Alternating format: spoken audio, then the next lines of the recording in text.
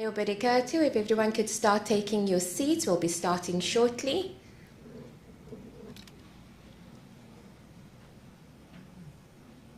Thank you, Sister Christina. Appreciate it.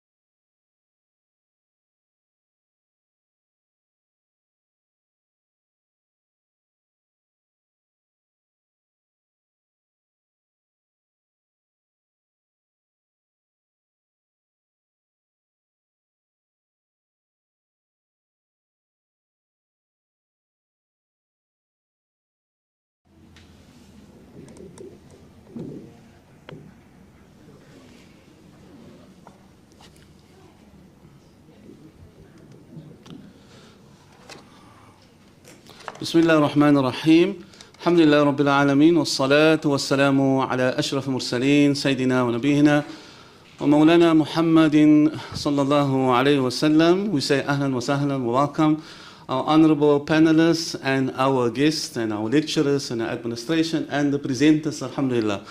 So the formality normally in Cape Town, we always start with the best of speeches and a kalam, and that's the kalam of Allah subhanahu wa ta'ala.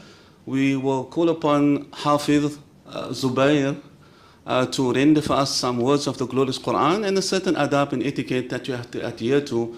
And that is when Allah subhanahu wa ta'ala says in the Quran, if the Quran is being recited, we have to be absolutely silent and we have to listen attentively so that Allah subhanahu wa ta'ala can send down Allah's rahmah and Allah's mercy. So without further ado, we call upon Hafiz Zubair to render for us a few words of the glorious Quran. فَلَتَفَضَّلْ.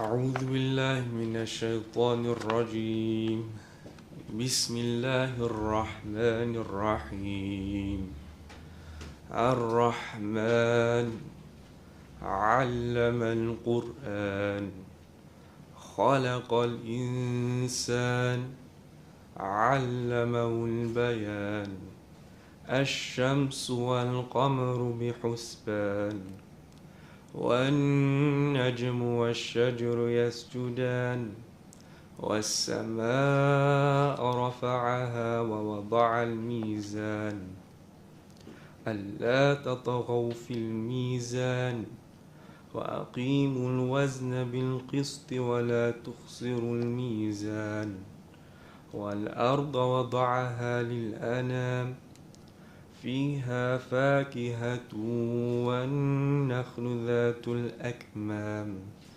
والحب ذو العصف والريحان فبأي آلاء ربكما تكذبان خلق الإنسان من صلصال كالفخار وخلق الجان من مارج من نار فبأي آلاء ربكما تكذبان رب المشرقين ورب المغربين فبأي آلاء ربكما تكذبان مرج البحرين بأي آلاء ربكما تكذبان يخرج منهما اللؤلؤ والمرجان فبأي آلاء ربكما تكذبان وله الجوار المنشآت في البحر كالأعلام فبأي آلاء ربكما تكذبان كل من عليها فان ويبقى وجه ربك ذو الجلال والإكرام فبأي آلاء ربكما تكذبان صدق الله العظيم. MashaAllah, Ahsanta, Hafiz Zubair, may Allah bless him, may Allah increase him, Allah grant him high status in the eyes of Allah subhanahu wa ta'ala. Also to mention, Hafiz Zubair just got married last week. Alhamdulillah, Allah bless his union, MashaAllah. So without further, we call upon Hafiz Mahmoud Khatib. Inshallah, we will incorporate the dua of his nikah as the opening dua as well, inshallah. الحمد لله رب العالمين والصلاة والسلام على أشرف المرسلين سيدنا ونبينا ومولانا محمد وعلى آله وأصحابه أجمعين. اللهم إنا نسألك العفو والعافية والمعافاة الدائمة في الدين والدنيا والآخرة والفوز بالجنة والنجاة من النار. اللهم إنا نعوذ بك من الهم والحزن ونعوذ بك من العجز والكسل ونعوذ بك من الجبن والبخل ونعوذ بك من غلبة الدين وقهر الرجال. اللهم ارزقنا حبك وحب من يحبك وحب عمل يقربنا إلى حبك. اللهم ربنا هب لنا من أزواجنا وذرياتنا قرة أعين واجعلنا للمتقين إماما. اللهم افتح لنا بالخير واختم لنا بالخير واجعل عواقب أمورنا بالخير بيدك الخير والعافية إنك على كل شيء قدير. قال الله تعالى في شان حبيبي إن الله وملائكته يصلون على النبي يا أيها الذين آمنوا صلوا عليه وسلموا تسليما. اللهم صل على سيدنا محمد وعلى آل سيدنا محمد وأصحابه وبارك وسلم. ألا إن أولياء الله لا خوف عليهم ولا هم يحزنون الذين آمنوا وكانوا يتقون. سبحان ربك رب العزة عما يصفون وسلام على المرسلين والحمد لله رب العالمين. We ask Allah subhanahu wa ta'ala to grant tawfiq and khair and barakah in today's proceedings, and may Allah subhanahu wa ta'ala bless our young students and may they grow from strength to strength. Ameen. Shukran. Shukran, Hafiz Mahmoud Khatib. Allah bless you. Our beloved Nabi Muhammad reminds us the importance of a dua. Rasul Sallallahu Alaihi Wasallam said, "Ad-du'a silahul mu'min wa nuru samawat wal ard." Rasul said the dua is the weapon of the believers, and the dua is illumination in the samawat and on the face of the earth. So alhamdulillah, we're coming to the starting of our program. So I will just give a brief outline of the program. The first part, we have 3 segments. The first segment, our presenters will speak about, the first one is the provisions and laws of marriage. So the first presenter is Hafiz Zubair Davaji, that he will speak about navigating SA law on marriage. The second presenter is Sister Dhakira Robertson. She will speak about the nature of marriage in Islamic law. The third presenter, and that is Auntie Fakhriya. Auntie Fakhriya, mashallah. Auntie Fakhriya will speak about compatibility, rights and responsibilities in Muslim marriages. Then we'll go on to the second segment of our presentation, and that focus on the Nafaka, which is very, very important in our times today, especially in the Islamic context. So that's also 3 speakers. The first speaker is Sister Zainab Muhammad Ashra. She will speak about maintenance in Islamic law, which is called Nafaka.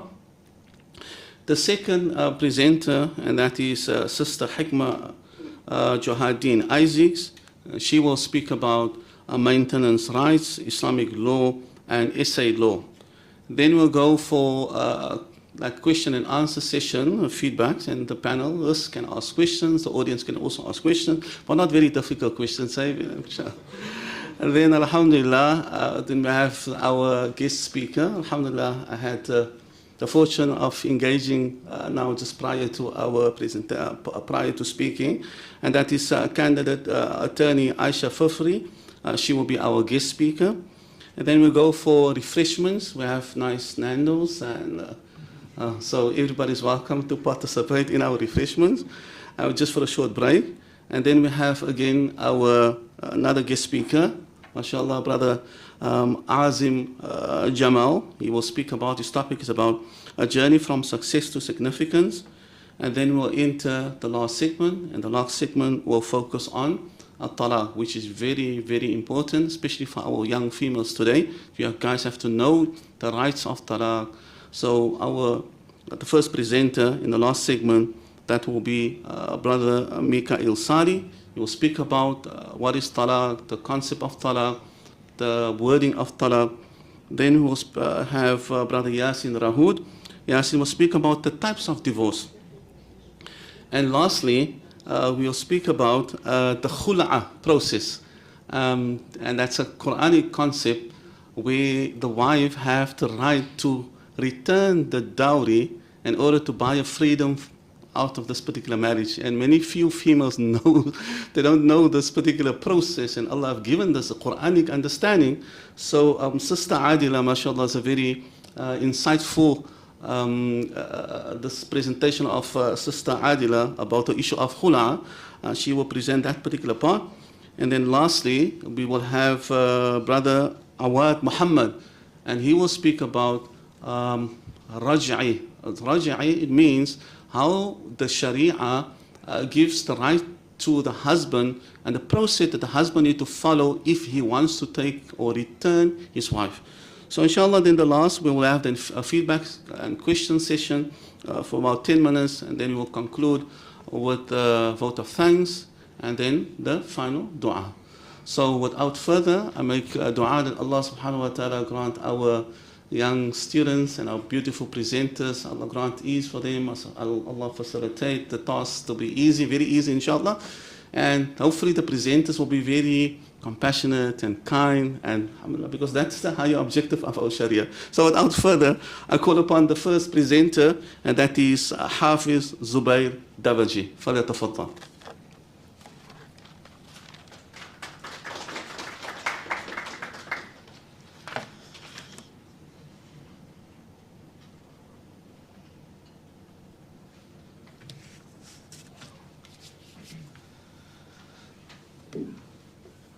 Good morning, Molweni, Goeiemorgen, Dumilang, Sanbunani. Last but not least, I greet with you with the best of greetings. Assalamu alaikum wa rahmatullahi wa barakatuh. In my presentation, I will be speaking about South African civil marriages, the differences, the types of contracts in comparison to Islamic and Islamic marriage. Okay. So what is marriage?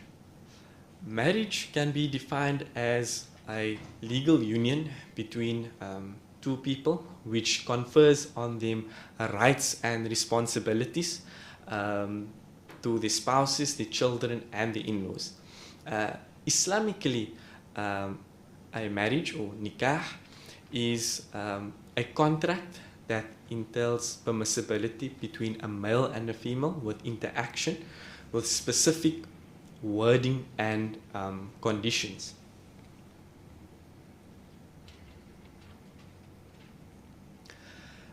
Marriage in Islam is very sacred and holy. It is also, through marriage, is one of the highest forms of worship to Allah subhanahu wa ta'ala. As Allah says in Surah Nur, أعوذ بالله من الشيطان الرجيم بسم الله الرحمن الرحيم وأنكحوا الأيام منكم والصالحين من عبادكم وإمائكم, which may mean marry off the free singles among you, as well as the righteous of your bondmen and bondwomen. In a hadith narrated by Aisha radiallahu anha, found in Sunan Ibn Majah, the Messenger of Allah sallallahu alaihi wasallam said, marriage is part of my sunnah, and whoever does not follow my sunnah has nothing to do with me. Get married, for I will boast of your great numbers before the nations. We also see that in the past, many Muslim couples would get married in court and thinking that that marriage is valid according to Sharia due to the lack of understanding. However, that is not the case. We have certain conditions that needs to be validated in order for an Islamic marriage to be valid. So we'll go through these conditions of an Islamic marriage. So the scholars of Islamic jurisprudence has said that the conditions of an Islamic marriage are 5 things. A marriage can only take place between a male and a female. So there has to be a groom, a bride, the guardian of the bride, as well as minimum 2 witnesses, and the wording of the groom, which is known as the sigha, special wording that needs to take place in order for the marriage to be valid. Coming to the marriage contract, this is known as the aqdun nikah. This is the marriage contract containing the dowry agreed upon between the bride and the groom. The guardian of the bride will act on her behalf. So this interaction consists of the ijab, which is the offer, and the qabul, which is the acceptance. So now that we have looked at an Islamic marriage, the conditions of an Islamic marriage, as well as an Islamic marriage contract, we will now speak about a South African marriage contract, as well as the types of contracts. So the types of marriages in South Africa is of 3 types. It's the Civil Marriage Act, the Customary Marriage, and the Civil Union. The civil marriage, it's the most common type of marriage. It's between a male and a female. It's generally conducted in a church or a government building. It's overseen by a marriage officer, as well as there are witnesses present. The second type of marriage found in South Africa is a customary marriage. A customary marriage is specifically to the indigenous African customary law. There are 3 conditions for a customary marriage to be valid. Number 1, both parties needs to be over the age of 18. Both parties needs to agree to get married under customary law. And lastly, the marriage needs to be celebrated in accordance to their tradition or their customs. Another point of note is that customary marriages allows for polygamous marriages, where a civil marriage does not. And then lastly, the last type of marriage in South Africa is a civil union. So a civil union is much like a civil marriage. However, it allows for same-sex marriages, which is not permissible in Islam. The types of contracts in marriage. There are 3 types of contracts in marriage. It's community of property, out of property with accrual, and community out of property without accrual. So what does this mean? Community of property simply means that when you get married, whatever you gain before your marriage or during your marriage, it is shared equally amongst both parties, whether it be assets, liabilities, or debts, it's shared equally. The second type of contract in marriage is out of community of property with accrual. So what this simply means is that whatever wealth you've gained before your marriage or debts you've gained before your marriage, if there's annulment or separation, that will still be yours. However, in the event of a separation, the accrual system will work out which party would get a bigger portion of the wealth. And then lastly, out of community of property without accrual, this simply means that whatever wealth you've gained before your marriage or during your marriage, in the event of a separation, you will still be entitled to your wealth. And then coming to the Muslim Marriages Act, right? So currently, Muslim marriages are not recognized in South Africa. This was appealed by the High Court. The High Court then ruled that it goes against the Constitution for Muslim marriages not to be recognized. There has been an appeal for Muslim marriages to be legalized. The reason behind this is that the people calling for Muslim marriages want fairness in the relationship, whether it's the male, the female, or the maintenance of the children, whether it be a monogamous marriage or a polygamous marriage. And that brings me to the end of my presentation. I would like to thank you for your time. Without further ado, I'll call upon Sister Dhakira Robertson, who will elaborate more on Islamic marriages. Shukran.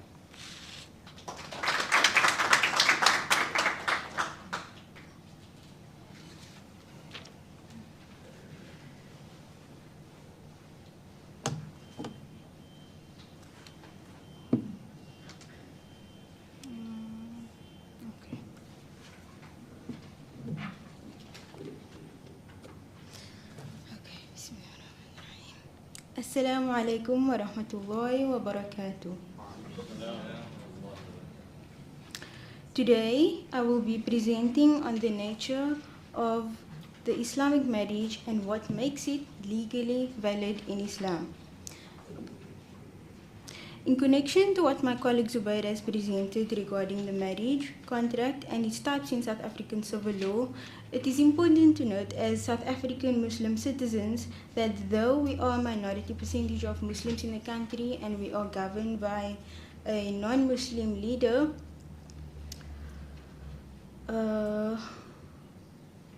we are Muslim first. Therefore, when it comes to marriage, as Muslims, we should prioritize the initiation of marriage in accordance with Islamic law over marriage according to South African civil law, which we commonly known as getting married by court. It is for this reason that as Muslims, we should know what a legally valid Islamic marriage is. In brief, a legally valid Islamic marriage is a combination of both the marriage contract itself as well as certain conditions and procedures that are obligatory to fulfill, which will be discussed in detail shortly. I'd also like to note that the explanation of the Islamic contract will be strictly according to the Shafi madhab. So before moving on, there are two important terminologies that are used regarding an Islamic marriage that should be clarified. They are the prerequisites, technically known as shurut, and the essentials or pillars, technically known as arkan. So though these two terms sound very similar, there is a difference between them, in that both the shurut and the arkan, they are both obligatory. However, the shurut, they take place before the action, whereas the arkan, they take place within the action itself. And in order for a marriage to be legally valid in Islamic law, both is obligatory to fulfill, and the marriage will be valid without it. Okay.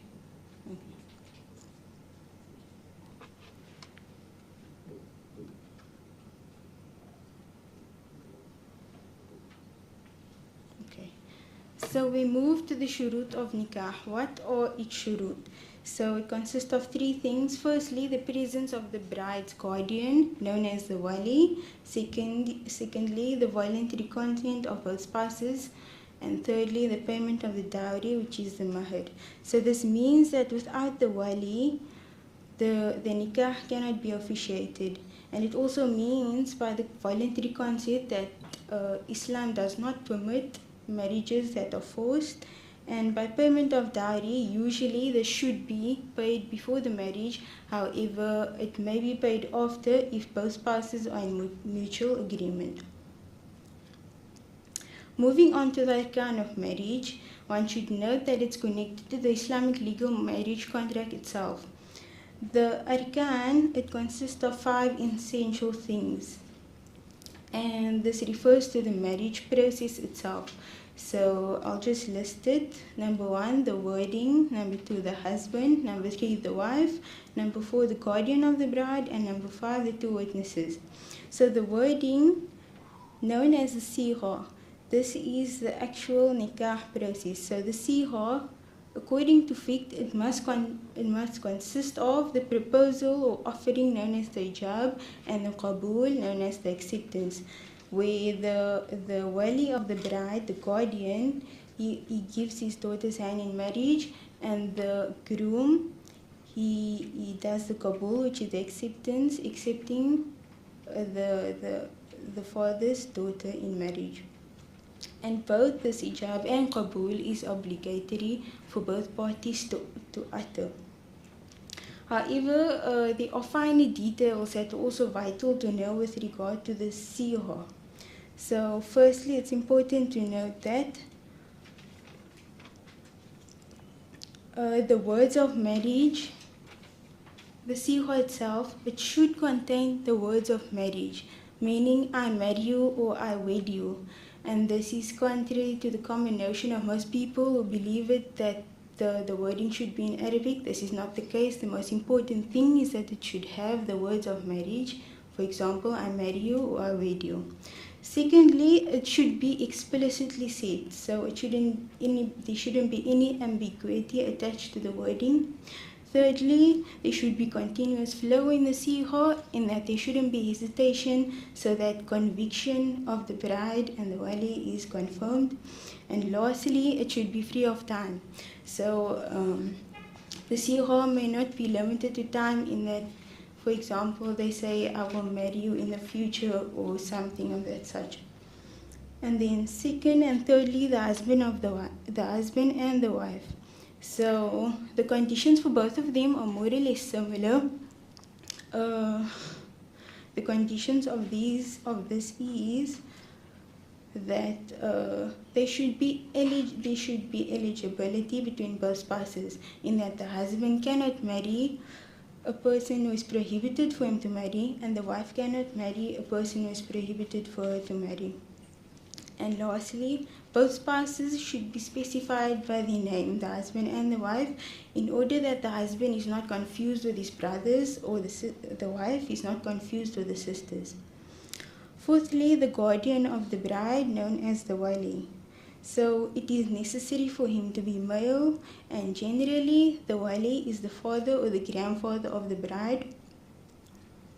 He must be a Muslim, and he must be a person of integrity, implying that he cannot be an immoral person. Thirdly, he must be a sane person. This implies that he cannot have any mental disabilities. And lastly, he must have reached the age of puberty, implying that the wali cannot be a child. And then moving on to the two witnesses, it is similar to the wali, except with a few changes. So the two witnesses, they are also required to be Muslim. They must also be sane, free of mental disabilities. They should have reached the age of puberty and cannot be a child. And they should be people of integrity and cannot be immoral people because they are bearing testimony to this legal, valid marriage of Islam. And lastly, they should have sound hearing and seeing abilities because that is what will allow them to witness the wedding. Marriage known as Sahih marriage, and irregular marriage known as a Fasid marriage, and a void marriage known as a Batil marriage. So the first one is Sahih marriage. This implies that all the arkan and the shurut as mentioned before were fulfilled. So this type of marriage will hence be classified as Sahih. A Fasid marriage, on the other hand, is where one of the shurut or arkan were not fulfilled, but it is rectifiable. So this means that when this lack is rectified, then the marriage becomes Sahih. And then lastly, a Batil marriage. This implies a marriage that is by default Batil, in that, for example, the spouse marries a person who is prohibited for him to marry. So that in itself is void. And examples of a void marriage include the mut'ah marriage and the nikah shihar. So the mut'ah marriage commonly practiced by the Shias, where they stipulate a time period for the marriage, and when the time period expires, then the marriage is over. And also a marriage shihar, where two fathers exchange their daughters in marriage. These two types of marriages are part of a batil marriage, and they are void in essence and not permissible, therefore. Okay. So the fulfillment of the arkan and the shurut, it's embodied by the Islamic marriage contract being the official document of the marriage certification. And the technical term in the science of fiqh for the Islamic legal marriage contract is called aqdun nikah. So, after reviewing the nature of marriage contracts in South African law versus in Islamic law, a Muslim should have completed the legal Islamic marriage in the correct manner that validates it. It is then recommended for one as a South African citizen, in addition, to get married by court according to South African civil law, for the reasons that one's marriage will be legally registered in the country. And this implies that one will have sound documentation, in that problems won't occur for visa applications and documentations, in that some of it requires a legally registered marriage document, and also the children will be legally registered under the father's name by having this marriage by South African courts. In addition to what Zubair has said regarding the types of South African marriages and what I've elaborated on with regards to the Islamic legal marriages, it is advised for a South African Muslim citizen to marry legally in the antenuptial without a cruel contract. And this is the contract where both spouses are entitled to the individual assets and estate prior to the marriage and within the marriage. And this is solely because it is the wife's right in Islam to Nafaka, and it is the husband's responsibility solely for financial maintenance of the wife. Therefore, this marriage is recommended. And this will be elaborated on the rights and responsibilities by Auntie Fakhriya. And with that, I conclude my presentation. Shukran. Wassalamu alaikum wa rahmatullahi wa barakatuh.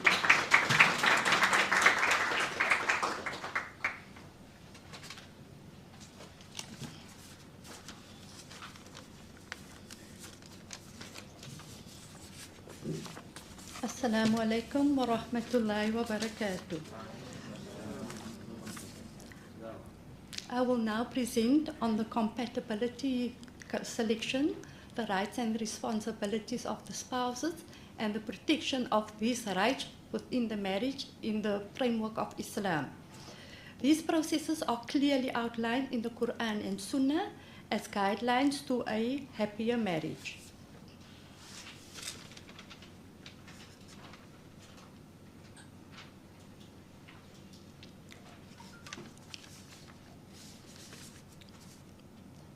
The meaning of al-kifa'ah can be translated and interpreted as compatibility, well-mannered and equality, and etc. Compatibility is an essential aspect that should be taken into consideration when choosing a spouse. The Prophet ﷺ said,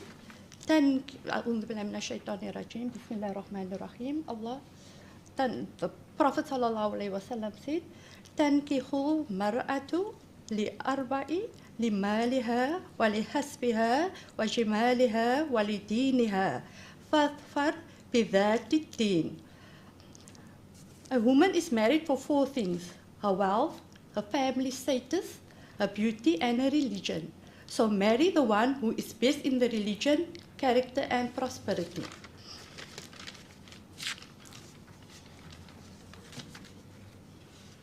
Beginning with understanding the meaning of wealth in the selection process, it is important to investigate the character of the individual, especially the male, as he will be the maintainer and protector in the marriage to his wife and children. Thus, if the character is built on righteousness, which is one of the branches of faith, then marry that individual. Such a person will be generous and fair in his financial obligations in many areas of marital life. It might be that a person chooses wealth as the reason before character, only to find that he is stingy once you are married. The second quality the Prophet ﷺ mentioned was lineage, in Arabic nasab. In our time, it is equivalent to marrying into a good family. Family nobility does not mean fame, wealth, and social status. Rather, it means modesty, purity, and religiousness. Investigate very carefully where you place your child, for genealogy impacts on your quality of marriage. The third quality mentioned is beauty. Beauty is in the eye of the beholder. Beauty does not have a certain standard. It depends on the person's taste. However, if the criteria is only on physical beauty without investigating the character of the person, it can be the cause of unhappiness. Example, a beautiful but irreligious wife can be the cause of scandal and disgrace. The beauty of one's spouse has an effect on protecting and strengthening the modesty and faith of the other spouse. And lastly, it is the religion and character. A person of a religious character is not worldly by nature. Their desire is not in accumulation of worldly possessions or shortcomings of a person. Rather, their nature is to put all the effort in the marriage in order to please Allah and gain success in the hereafter.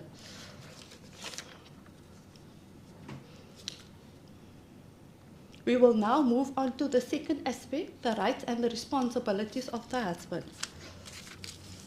The right of the husband is intimacy. If this right is not fulfilled, then the husband can keep the rights of the husband is the intimacy and obedience. Allah says in the Quran, Surah Nisa, Ayah 4,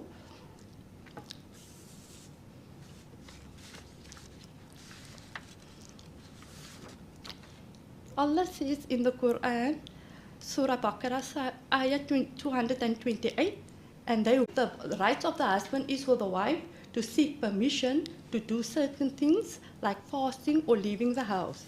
The responsibilities of the husband is the dowry. It is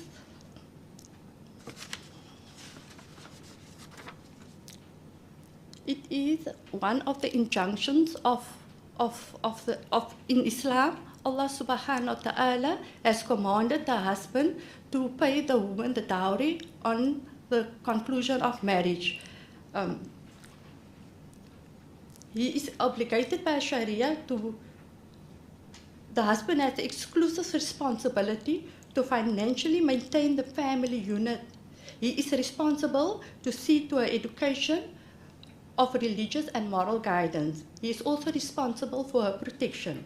He has a right regarding her seeking permission when leaving the house.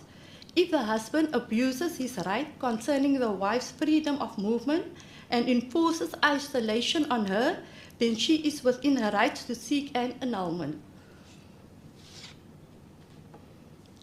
Now we move to the rights and responsibilities of the wife. The responsibilities, the rights of the wife is the dowry. Maintenance, which is food, clothing, housing, religious education, and medical treatment.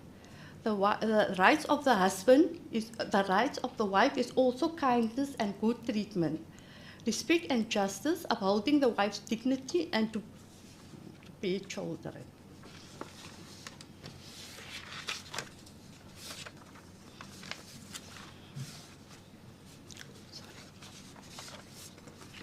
Mouthful there.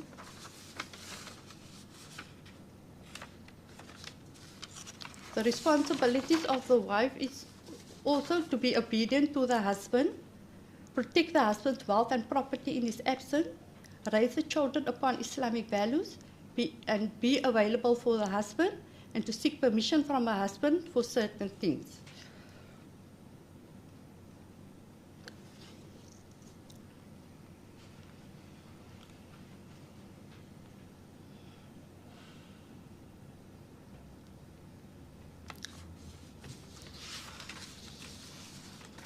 Mouthful there.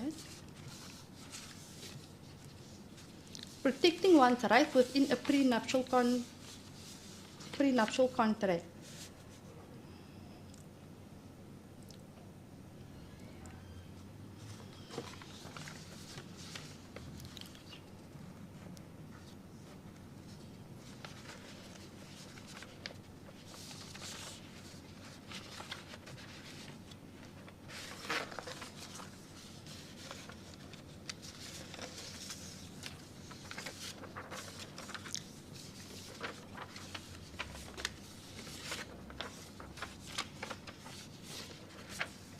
Protection of the rights of the spouses. Mouthful there. It should be encouraged to add a prenuptial contract with spouse specifics within the framework of Sharia.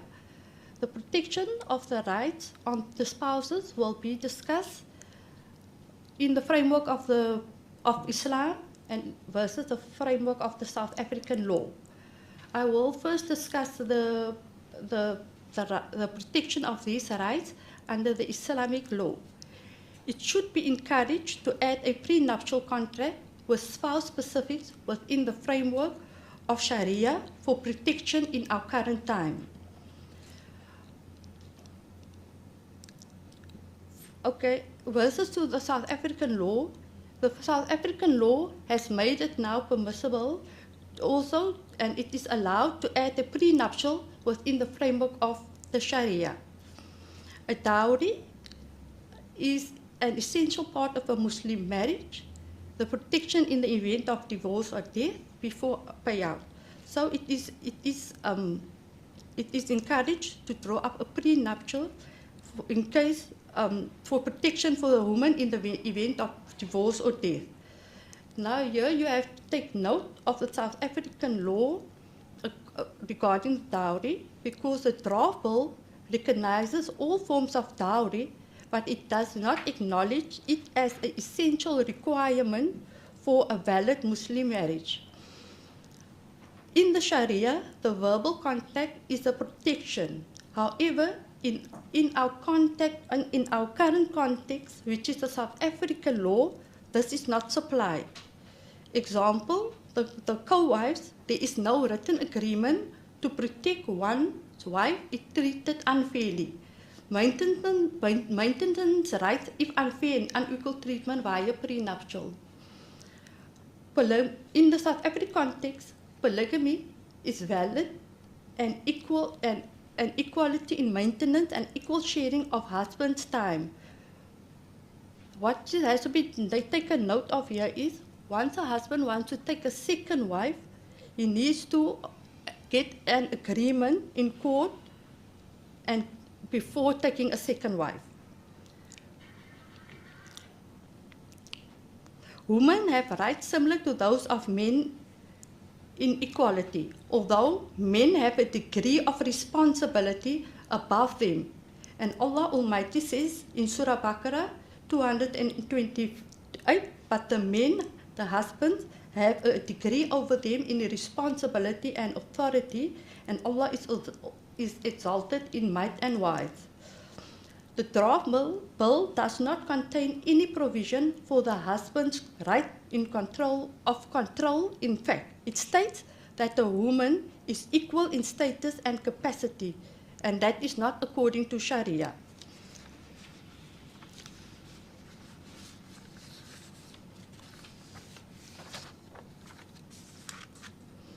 In conclusion, after researching and reviewing the nature of the protection of spousal rights in Muslim marriages in Islam versus South African law, it is noticed that progress is happening through court cases, case studies regarding the human rights of every individual.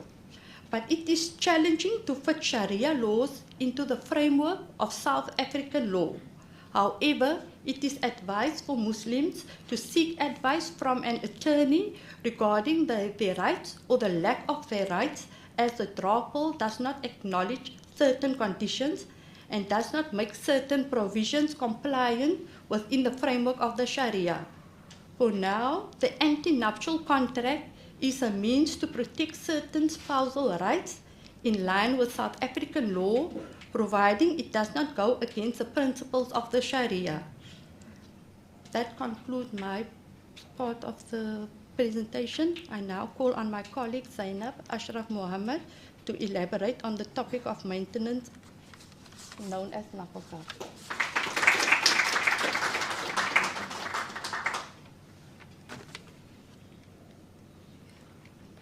Assalamu alaikum wa rahmatullahi wa barakatuhu. So my part of the presentation is focused on the topic of Nafaka, and I will be presenting on this topic from two perspectives. Firstly, what is Nafaka by an Islamic law? And secondly, I will mention the categories that are entitled to Nafaka. So the aim of this presentation is to give you an understanding of what is Nafaka from an Islamic law, and because there are some misunderstandings amongst the youth where they believe that Nafaka is the wife has to provide for the family as well. And yes, if it is that she wants to do it out of love or as a gift for her, to provide for her family, she can do so. But nowhere it is mentioned or stated that it's an obligation upon her to do so. Therefore, if she does not want, she cannot be forced. So when we look at the definition of Nafaka from an Islamic law, linguistically, Nafaka means to spend. However, technically, Nafaka means something given as maintenance or provision, whether it be food, clothes, house, or similar things where the head of the family has to provide, and that is the husband. It is his responsibility and duty to seek to the need of his wife and children. And Allah subhanahu wa ta'ala made an obligation upon the man to carry out this responsibility. There are many verses in the Quran which indicates for the husband to pay nafaqah for his wife and his children. And I will mention one of the verse that is in Surah An-Nisa, verse 34. The translation of the ayah is, men are the caretakers of women, as men have been provisioned by Allah over women and tasked with supporting them financially. Also, when we look at the hadith of the Prophet ﷺ, there are many hadith that says it's an obligation upon the husband, or encourages that it is the duty of the husband to pay nafaqah for his wife and his family. As the Prophet ﷺ said in a hadith, of the dinar you spend as a contribution in Allah's path, or to set free a slave, or as a charity given to a needy, or to support your family, the one who's receiving the greatest reward is which you spent on your own family. So we get from this hadith is that the best among you is the one who spends nafaqah for his own family first, then you can seek to the needs of others as well. Now that we have basic understanding of what is nafaqah from an Islamic law, we will look at the categories that are entitled to nafaqah. Firstly, the nafaqah of the wife, whether it be in marriage or in divorce. Secondly, the nafaqah of the children. And thirdly, the nafaqah of the relatives. So when we look at the nafaqah of the wife, it includes of a proper house, which needs to be appropriate for a marriage life. Secondly, the husband has to meet the clothing expenses of his wife. Here the criterion is the social level and the customs which are incompatible with Islam. Also, the woman cannot be forced to live with the husband's relatives, so part of the nafaqah is she can get her own property. And if it is that she requires a domestic worker, then having a domestic worker is includes part of the nafaqah. Now, when we look at the nafaqah of a divorcee, so for a divorcee, it is a period of 3 menstrual cycles, which means that it is required from her husband to give nafaqah during her iddah period, and that is 3 menstrual cycles. When we look at the second category now, the nafaqah of the children. So the nafaqah of the son and the daughters have to be provided by the father, and the nafaqah of the children in general covers the food, clothes, housing, education, medical aid, and the needs of the children. So it is the father's responsibility to pay nafaqah to his children until they become independent themselves. If it is that the child can see to his own needs, then the responsibility of the father falls away. The third category is the nafaqah of the relatives, and this is dependent if the husband, for example, if it is that one's parents become poor or they are old, they cannot work, and it can become the children's responsibility to give nafaqah for their parents only if they can first seek to his own wife and to his own children. As Allah subhanahu wa ta'ala says in Surah Al-Isra, verse 23, the translation of the ayah is, and that you be dutiful to your parents. Also in Surah Luqman, verse 14, show gratitude to me and to the parents. So in conclusion, the nafaqah for the wife is compulsory because according to Islam, providing the expenses of the family, including the expenses of his spouse, is a husband's duty. A man must finance all his partner's expenses, even if she is wealthier than he or not, even if she works or not, even if she cooks or not, regardless anything, it is her right and that it's obligation upon her husband to pay the nafaqah for the wife. Now I would like to call upon my colleague Hikmah, who will be presenting on the topic of spousal maintenance right and the interaction between Islamic law and civil law in South African court.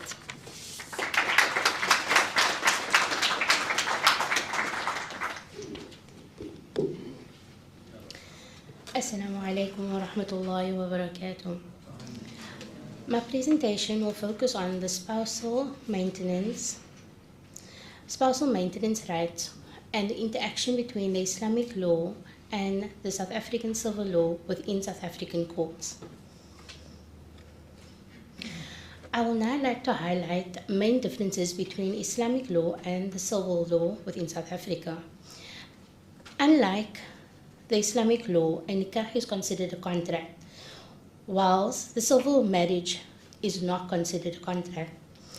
Although both types of marriages are based on consensus, a civil marriage must be solemnized by a marriage officer. In Islamic law, it is solemnized by a legal guardian or an imam with the appropriate wording of the offering and the acceptance in the presence of 2 adult male witnesses. In Islamic law, it permits polygamous marriages, whereas in the South African law, it regulates monogamous marriages. During the subsistence of the civil marriage, a reciprocal duty of support on both spouses, whilst in nikah the responsibility falls on the husband to maintain his wife or wives. In civil marriages, the spousal maintenance duty continues until the date of the death of one of the spouses or divorce, unless the court directs otherwise or by an agreement. In Islamic law, a spousal's maintenance duty of the husband continues until the 3 cycles of her menstruation cycles after the divorce, unless the wife is either. Discussion is to note the application of maintenance statutes regarding married Muslim couples within South African court. According to the Islamic law, maintenance rights of a Muslim spouse are set out in the following periods: during the marriage, upon the death of the husband, or post-divorce. The question could be asked, have South African courts made legal maintenance legislation applicable or accessible to a Muslim wife?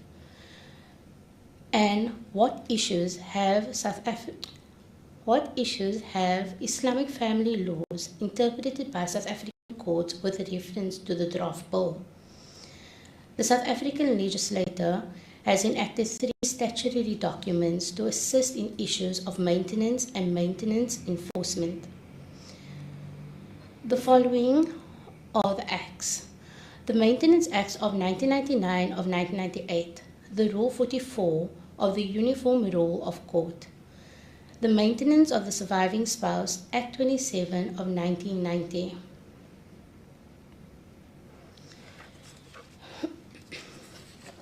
So firstly, we look at the maintenance during the marriage. In the Maintenance Act of 1999 of 1998, under the Applications Act, provisions of an act shall apply in respect to the legal duty of any persons to maintain another person or another person, irrespective of the nature of the relationship between these persons giving the rise to that duty. According to the Islamic law, the duty is on the Muslim husband to support his wife or wives in the sustenance of the marriage equally. In answering the question whether the Maintenance Act can be used to enforce maintenance duties during the marriage, the courts have answered in the affirmative for both monogamous and polygamous marriages, Muslim marriages. We come to the maintenance rights after the death of one's husband. According to the South African civil law, which provides the surviving spouse with a possible claim for a reasonable maintenance need against the estate of the deceased spouse until the death or remarriage, a Muslim spouse was not entitled to claim from the estate of her deceased spouse. The statute is interpreted to be applicable only to the spouse from a legally recognized marriage which excludes a Muslim spouse. By interpreting the statute generously, the Muslim spouse is now included within the word spouse. This falls within the ambit and the application of Maintenance of the Surviving Spouse Act 27. To note, there is nothing in the wording of the statute that would prevent a Muslim husband from using the statute to claim the maintenance of the estate of his late wife. We now move on to the rights after the divorce. In the Islamic law, the duty of the husband is to maintain the wife for the 3 cycles of a menstrual cycle after the final divorce. After this period, a Muslim wife has no claim to maintenance against her husband. So we ask the question, can the courts use Maintenance Act of 1998 to extend the maintenance period? The answer to that is unfortunately that is not possible. The courts would not be able to use this act to extend the maintenance for an indefinite period or a period longer than the 3 cycles. we come to uncertain issues. Can the rights to maintain post-divorce be extended for a period longer than the 3 cycles? The rights of an ex-wife to maintenance in terms of Rule 43 pendant light, which provides the litigants in divorce proceedings with the opportunity to approach the court for an order of granting an interim relief fund or a fund pending the finalization of the divorce. We note that it is uncertain whether the courts would apply South African civil law or the Islamic law within these issues. This uncertainty highlights the problems of in the South African courts when dealing with the Muslim marital issues, as there are no clear policy guidelines.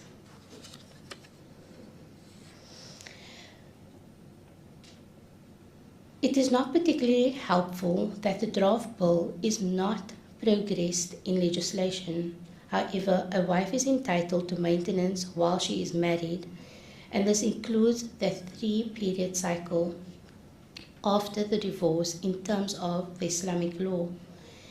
One can use the Maintenance Act of 1999 of 1998 to enforce the maintenance duty. After the death of a husband, a Muslim spouse is entitled to maintenance from the estate of a husband according to the Maintenance Act of the Surviving Spouse, Act 27 of 1990. In conclusion, the enforcement of maintenance, the duty of a Muslim husband towards his wife or wives in the South African courts reiterate the difficulties within the multicultural and pluralistic society we find ourselves in today. As Muslim spouses have remedied what with unofficial religious institutions, the roles of the court in practice remain limited. Which brings us to the end of our first session. I would like to call upon our beloved Sheikh Nabil to take us forward to Q&A. Shukran for listening. Wassalamu alaikum wa rahmatullahi wa barakatuh.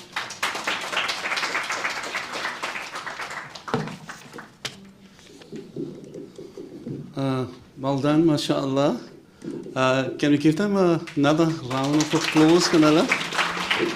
Alhamdulillah, it brings us to the end of our first segment. Guys, you did very well, mashallah.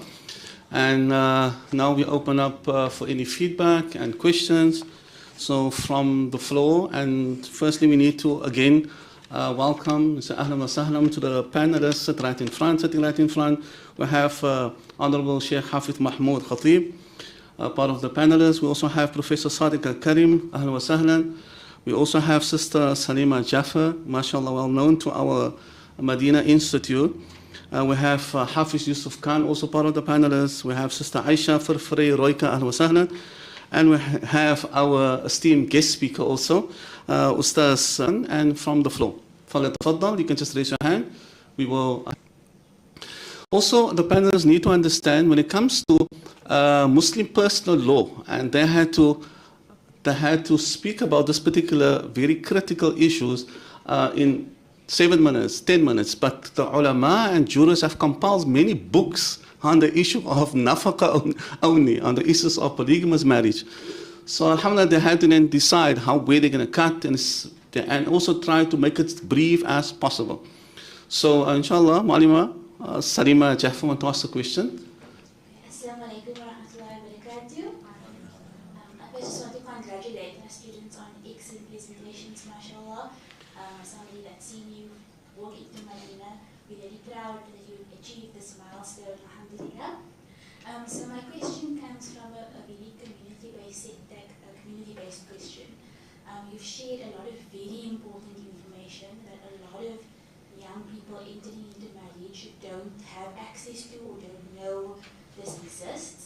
And so my question is just a general one. Everyone wants to can maybe share their thoughts. How would we package this information for young people, specifically Gen Z, who don't necessarily want to come to these kinds of seminars or listen to long khutbahs? What are your suggestions to make this kind of information more suitable to that generation, inshallah. That's not who's gonna تفضل سؤال. Assalamu alaikum. Assalamu alaikum. And Sister Salima for the question. So things like this can obviously be time consuming, and things are very quick and fast paced today. So in just my humble opinion, I would say that create perhaps, small TikTok videos or small Instagram reels or things of that nature that is quick, concise, and to the point. Sometimes it's very difficult, to give a full message in perhaps a 3-5 minute video, but it's a start, So social media, everybody is on social media. So I think that would be a great start by having things, Islamic podcasts or reels or videos on social media, especially Facebook, Instagram, and TikTok. MashaAllah. Can you give the mic to Ustaz? Alhamdulillah, wassalatu wassalamu ala rasulillah wa ala alihi wa sahbihi. Inshallah, so there's been some great efforts that were made in the past. In the year 1999, the government established a project called Project 59, in which, headed by Justice Nafsa and some specialists in the field of Muslim personal law, they brought out a formal request for proposals from the Muslim community on the draft Muslim marriages bill. I have those two documents, so I will forward it to the chat group.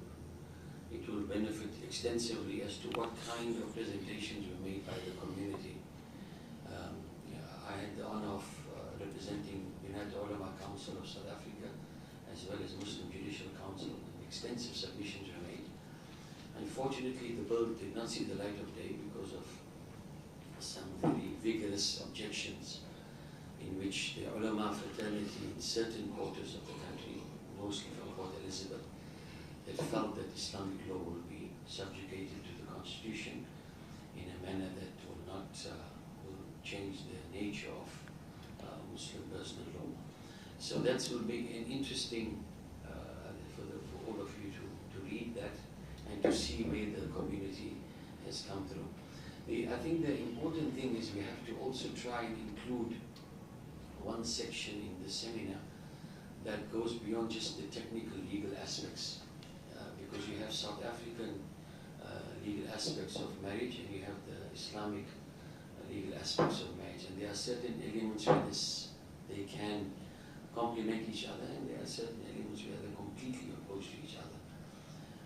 But I think with young people today, they are petrified to get married, and sometimes the packaging of the legal components makes it even more difficult for people to take that step, especially in a society where we're moving towards me, myself, and I.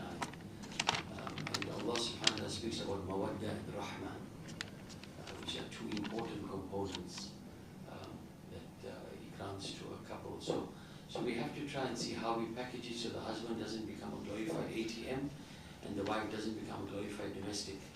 So those are some of the things that we need to see how we can package that in addition to just the letter of the law, because the letter of the law doesn't really bring people together. No. It creates more panic. And so that's just some of my preliminary thoughts. Shukran to Sister Taslima for inviting me to listen to some of the aspects. Shukran, Hafiz Mahmoud, for that insightful thoughts. Allah bless you, inshallah. Any other questions? We have Honorable Sheikh Mukhtar. فلتفضل شيخ.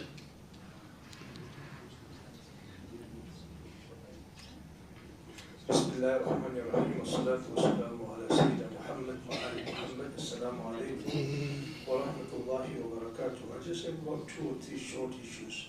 The first one is, I think Bakhriya mentioned that you need your husband's permission to fast. I think that needs some clarification, because no husband can prevent his wife from fasting in Ramadan. And also, if the wife is the Ashik Rasul and wants to fast on a Monday, definitely I don't think she would need his permission. So that needs to be clarified, because you said straight fasting without clarifying anything. That's the first thing. The second thing is, it was mentioned that it should be a shar'i nikah, the wording. But we also have in our fiqh shibhun nikah, what I call a quasi-marriage. And I've come across, not in South Africa, but it is very rare that you find a male and a female studying in a community where they are the only Muslims. And they feel that they want to get married. And they don't have an imam. And they can go to someone, and that person can solemnize the wedding in front of a few people, and I would call that a quasi-nikah. Because remember, in the Bab al-Hudud, when we speak of zina, it is an intimate sexual relationship between a male and female without there being a shar'i nikah or shibhun nikah, something that may have been a type of nikah. So that I think we need to look at. And the other question also is, when the companions, radiallahu anhum, embrace Islam, particularly the Meccans, with their wives, they had over 10 wives also, right? And Prophet also restricted them to 4. Is there any evidence that the nikahs were redone? Because they got married in Jahiliyyah, were the nikahs redone? Yes, I understand some of the fiqh books, that is the opinions of the jurists. But I would want to know the evidence from the prophetic period where the nikah was redone. And of course, on the question of maintenance, I would consider the group, I mean, they have done a very good job, to look at the progressive view of Ibn Hazm, the great scholar who was in the best of periods, regarding to alimony, where he actually says, if the wife is wealthy, then she's got to give her husband alimony. Shukran. Excellent. Okay. Bismillah ar-Rahman ar-Rahim. Wassalatu wassalamu ala ashraf mursaleen, Sayyidina Muhammad sallallahu alayhi wa sallam. As to the first question that Sheikh Mukhtar posed, and that's the one about where the female asks permission for fasting. Obviously, what Auntie Fakhriya mentioned and what I understand is a voluntary fast. Why? Because there's different types of fasting. A fasting can be fard, which is compulsory, made by Allah subhanahu wa ta'ala, nobody has the right to change it. And then a fasting can also be fard, where the person has imposed upon himself it to be fard. For example, if there's somebody, he says, Allah bless me with a marriage, and then I will fast every Monday and Thursday. So Monday and Thursday is not compulsory to fast, but because of a person making a vow, so in that case, then the fasting also can become fard. Then fasting can be makruh and fasting can be voluntary.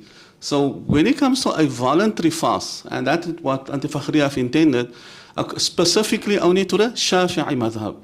So there's other madhab also that say that we don't require, the female don't require, need the permission of the husband.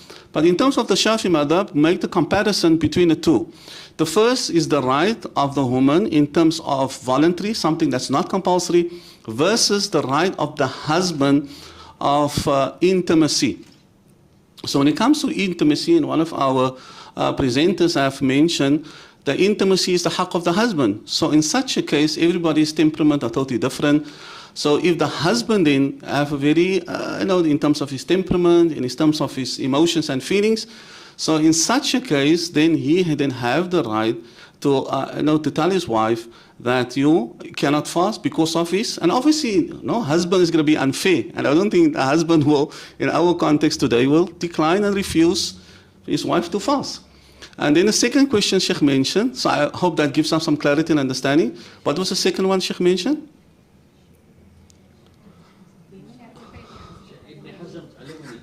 No, the first one I come to the second one. And well, yeah, I don't understand the quasi nikah. That's not a.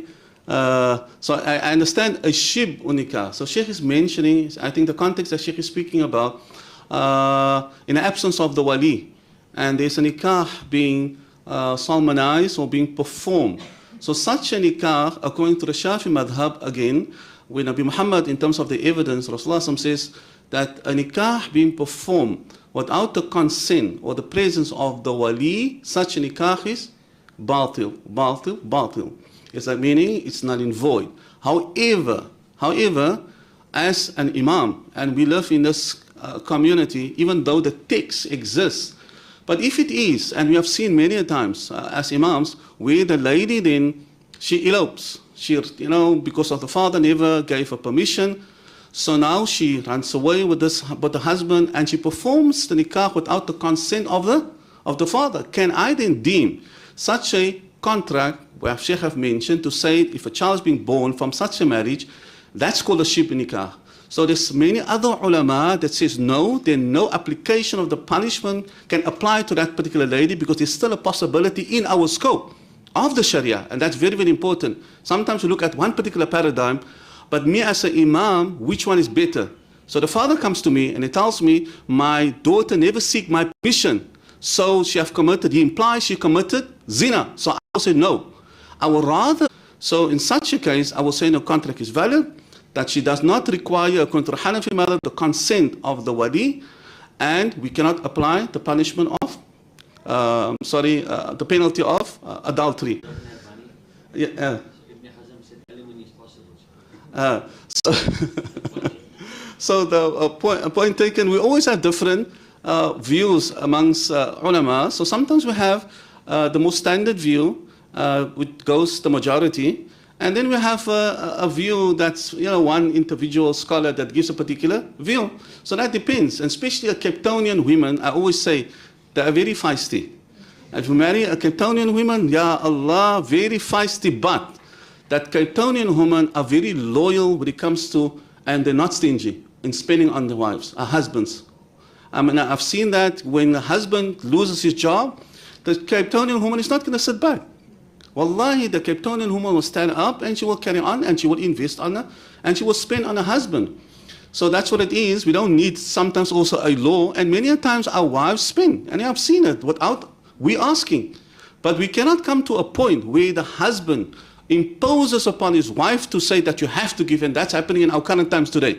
The mindset of youngsters today, where they impose upon, and female have this understanding that they need to spend. That is totally wrong. That's not Islamic. They don't need to spend. They don't need to pay maintenance. They don't need to pay for water. They don't, it's a duty and a responsibility on the husband. We need to understand that. But if my wife wants to give, ahlan wa sahlan, no problem. But I ask my wife, if you want to give a sadaqah, ahlan wa sahlan, you can give, mashaAllah. But if you're going to spend and you want to reclaim, nay, khalas, keep your money. And many a time my wife spend, wallahi. So sometimes, as men, we work for so many years, isn't it, Sheikh? And so now my wife started working, and now she gives something, and now she become boastful. Say, kibariti, now all of a sudden you have kibr because we are spending all the years. So and then I made a joke. I said, there's no barakah in your money. You see, my money, alhamdulillah, even if it's little, that I spend willingly for the sake of Allah subhanahu wa ta'ala. But we don't mind. Alhamdulillah, we have good wives, good women in South Africa, mashallah. And they understand. They spend on the family for the sake of Allah. And for the sake of charity, and Allah will reward them, inshallah. Any further questions? Fadal, Alima Taslima.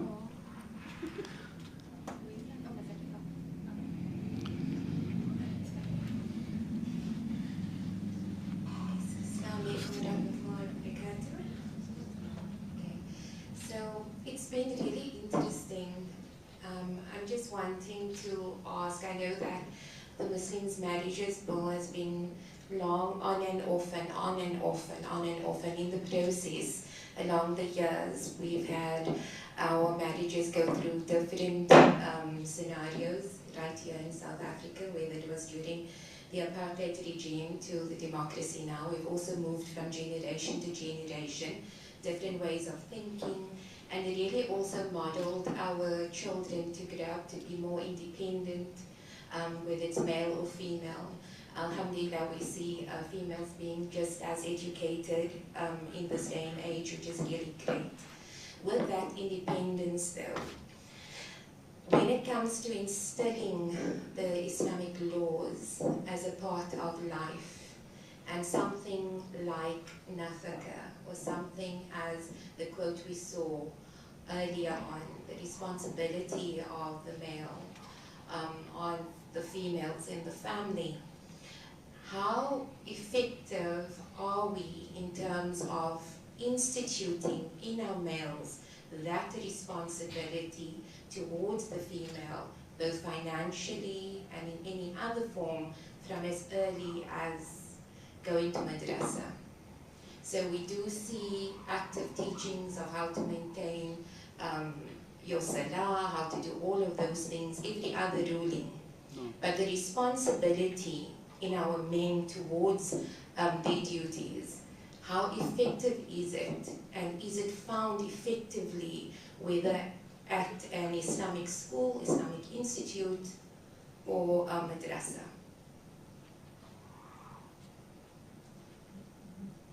Answer? I must answer. Okay, Bismillah wa salatu wa salamu ala ashraf mursaleen, Sayyidina wa Nabiyana Mawlana Muhammad sallallahu alaihi wasallam. You guys are putting me on the spot today, no? Allah, I totally 110% agree with Sister Taslima, and that's very problematic. We have this notion of Islam only attached to the 5 tenets of the deen of Allah subhanahu wa ta'ala. And that is so wrong. And people are overemphasizing the issues of salah, and they forget about or hajj or fasting, and people are spending so much of time in attending classes, but what about the ibadah of Nafaka? Isn't that also act of worshipping Allah subhanahu wa ta'ala? So I totally agree that we cannot separate one ibadah from the other. There's no distinction between the ibadah of hajj, between the ibadah of fasting, and between the ibadah of nafaqah, because of all ibadat and acts of worship coming from Allah. Allah is the ultimate legislator. And Allah subhanahu wa ta'ala have legislated upon us as males that we have to be the caretakers and the caregivers and the overseers of our family. كُلُّكُمْ رَاءٍ وَكُلُّكُمْ مَسْئُولٌ عَنْ رَعِيَّتِهِ. Muhammad alayhi salatu wasalam have given us the mandate that every home have an imam. And we are the imams, we are the overseers, that we are the guardians of our family. It becomes our responsibility. So my understanding, and what I will say, Sister Taslima, that we have to be more creative in our masajid. What I have done, because many years everybody's just teaching salah for beginners, we have to shift away from only salah, but we have to move to other dimensions of our deen. We have to speak about the financial aspects, the business part of our deen, that's part of our deen. And also we have to speak about politics as part of our deen. And more specifically, that we have to create more awareness when it comes to the issues of nafaqah and maintenance. But the problem that I find is, like the females, they don't want to empower themselves. That is your domain, it's your haqq, it's your right. طَلَبَ الْعِلْمِ فَرِيضَةٌ عَلَى كُلِّ مُسْلِمٍ وَمُسْلِمَةٍ. That the first injunction from our beloved Rasulullah, that knowledge is obligatory, it is wajib upon every male and female. We have this misunderstanding, learning and acquiring knowledge is only limited to ulama. Who said that? It's not a requirement you have to become an alim to understand the context of nafaqat. It's your right, you have to empower yourself. So by empowering yourself and by understanding your sharia, our sharia, not only ulama, then that will really assist you. So you don't have somebody that imposing upon you one particular paradigm, and you will create this particular package. This is the only way, and you will be then you're going to be oppressed because you don't understand the deen of Allah subhanahu wa ta'ala. So inshallah we have to create more awareness, and we have to move away from specific types of ibadat, but to the broader understanding of the deen of Allah subhanahu wa ta'ala. Khalas? Shukran. So now, if this, we're going to go for a short break first, and then after that, oh, yes. So now we're coming to our guest, honorable guest speaker, and that is none other than the candidate attorney Aisha Farfari Roika. Must read out the biography of, khalas, I will read it out very quickly. Sister Aisha Roika is a single mother of 3 sons. She is a candidate attorney, and is also completing her article of clerkship at the Parkers Attorneys and Conveyance in Penal Estate. Aisha is an activist who's passionate, whose passion lies in the education and empowerment of women and youth in a community. Her personal struggle for her rights has made her passionate about advocating for women's rights. She's the former chairperson of the MPL network in South Africa. Aisha has been involved in various and an array of workshops and has presented at events relating to the effects of the non-recognition and non-regulation of Muslim marriages in South Africa, most notably presentations and workshops to the Statutory Commission for the Promotion and Protection of the Rights of the rights of cultural and religious linguistic communities, as well as the Musawa Global Conference on Family Law Reform. She has participated in numerous online forums highlighting the needs for family law reform globally and was one of the nominees for the Wowza Africa Woman in Law Award in 2022. Aisha aspires to contribute to change in her community by speaking out against systematic injustice against women and children. Without further, I call upon Attorney Aisha Firfri Roika. فليتفضلي.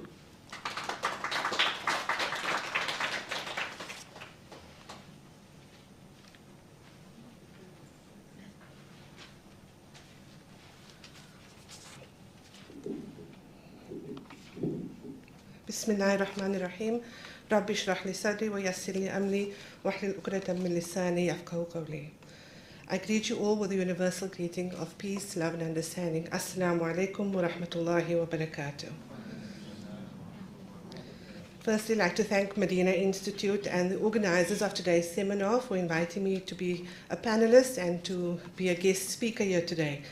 The topic of Muslim family law and how we interact that with South African law is a topic that I'm really passionate about because of my personal experience with navigating between the two and conducting a Muslim marriage within a South African context. Sister Taslima has asked me to speak about the Constitutional Court judgment, which was handed down in June of this year, but I really cannot do it justice in 15 minutes. There's a lot to unpack in that judgment. So inshallah, if the opportunity arises, I would love to engage with you further just on that. But today is all about these wonderful, mashallah, students, and listening to you speak about what you have researched and see how much time and effort you have put into your presentations and knowing how much sacrifice you must have made into putting this together for us today. From what I've seen and what I've heard from you all, it brings me so much joy that our youth are taking the time to understand what it means to be married in Islam and what it means to be a Muslim navigating marriage in a secular country. So well done to you all for wonderful presentations, mashallah. In my days, when I was their age, the focus was more on the wedding dress, the wedding venue, the decor, caterers, and the guest list. So really, you're setting a good example for your peers. My eldest son always used to say he wanted to be married when he was 16. He would say he would work at Vodacom and he would earn 5,000 rand, and that would be enough to look after his family. He's 26 years old now, still not married, and doesn't know what it means to be married. So I wish he was here to have listened to this presentations by you all. So 5 topics were discussed thus far, and I only have a few minutes, but I would like to go into detail of all of them, but unfortunately I can't. So I'm just going to take a few points from each one and maybe just expand on that a little bit. Here. Where is this? These topics that you've discussed are very important, and I feel that it shouldn't only be discussed amongst ourselves. It should be topics that we discuss within our communities, as you have, mentioned. How do we bring all this information to our communities? It's really important because if you look at the lived realities of women and children, it's not in alignment with what our religion teaches us. It's not in alignment with the concepts of justice, fairness, kindness, equity. We are struggling, and that's the reason why women have, and even men, have had to approach the secular courts for assistance in enforcing their rights. And yes, it doesn't always align entirely with Sharia. It doesn't always align entirely with Islam. But in the context that we are living in, to get some form of relief, that was the step that has been taken. The values of justice, kindness, equity needs to be reinforced in our community so that we all understand what is required of us before we enter the marriage. So that before the groom says qabiltu, and before the nikah is concluded, and before the wali hands over the bride to her husband, both parties, the husband and the wife, understand what their role is in the marriage and what each one's rights and responsibilities are. Because with rights, there's responsibilities.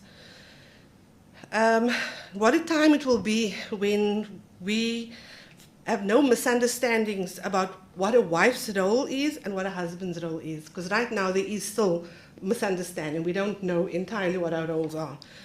For the wife, is she the breadwinner? Or is she the co-breadwinner? Is it the wife's duty to stay at home and look after the children or to cook? Or is it the husband who's going to be responsible for making the pot of akhni on Friday for Jummah lunch? It is important that we inculcate negotiation, discussion, and mutual agreement when we conduct our marriages. And hopefully, once these rights and responsibilities are better understood in society, we won't end up with a situation where the mother needs to raise a child alone because the father is no longer part of the family, or the father is left to raise the children because the mother can't take care of herself and her children financially. I thought I had 10 minutes to discuss, but I only have a few minutes, so let me just delve quickly into these. Brother Zubair, just a note that I have regarding your contracts.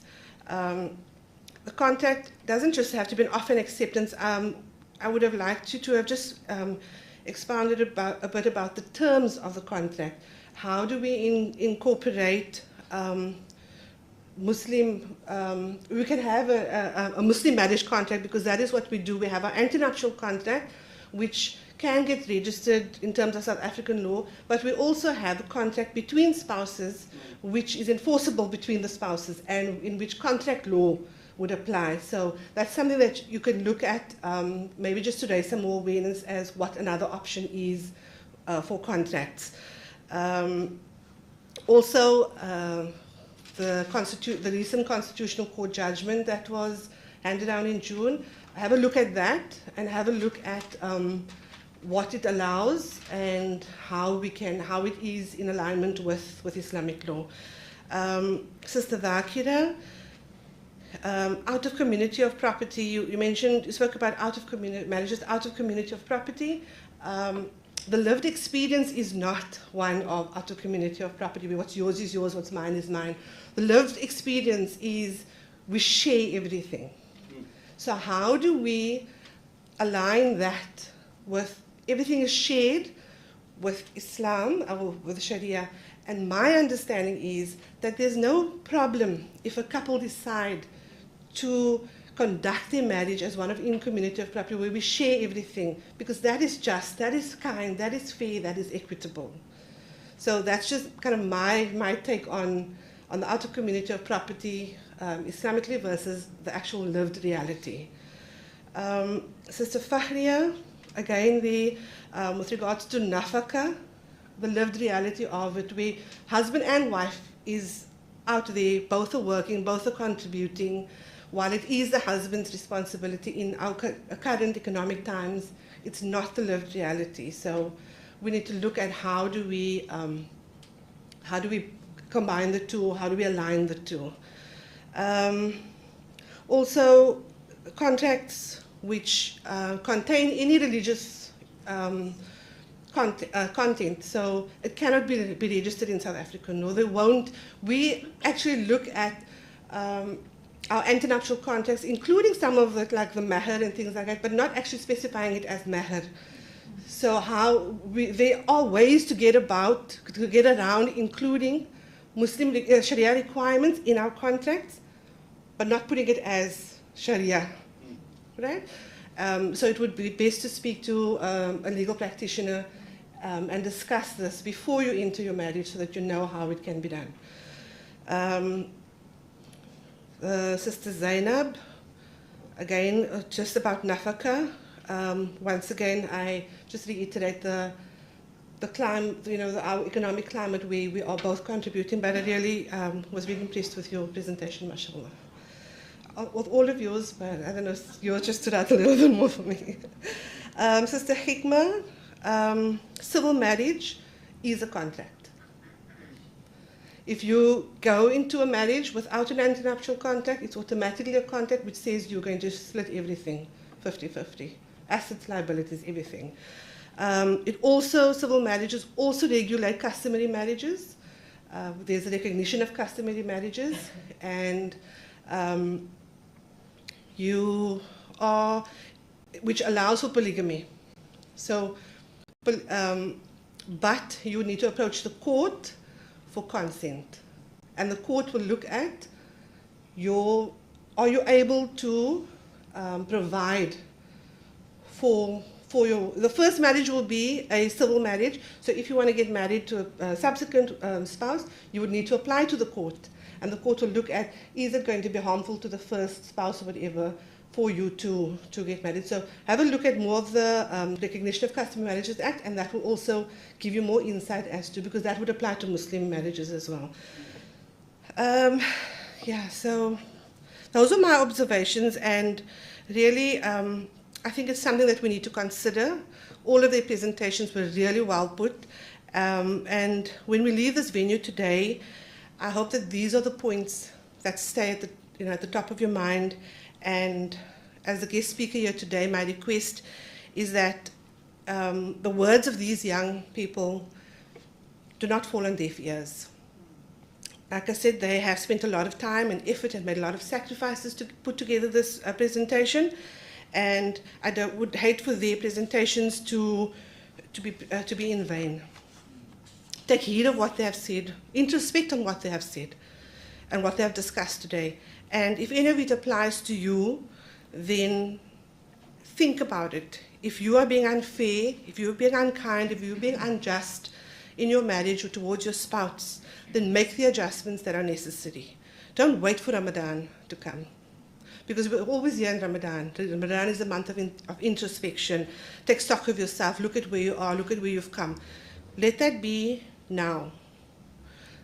Now is the time. You've heard it from the youth. So as the older people, as the older generation, I would like to think that we can listen to the words of the young and start to implement the ideals of justice, fairness, kindness, equity into our relationships and into our marriages.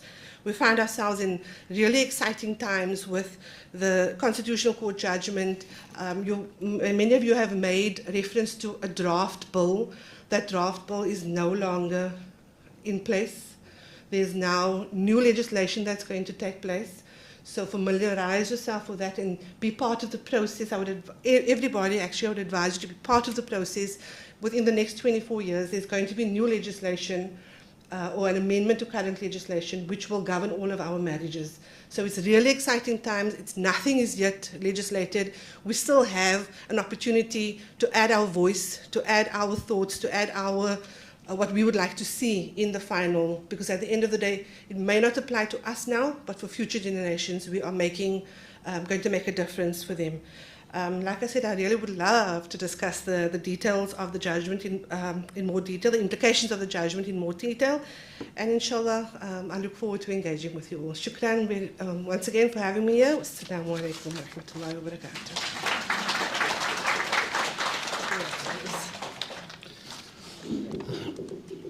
MashaAllah, we say shukran to Sister Aisha Farfrey Roika for that very insightful feedback. Allah subhanahu wa ta'ala bless you and Allah grant you long life in the service of Allah subhanahu wa ta'ala. We have come to our first tea break. Just going to break for a few minutes, and after that we will return. Brother Azim will then be the next guest speaker for us, inshallah. I think 10 to 15 minutes break. Khalas. Shukran.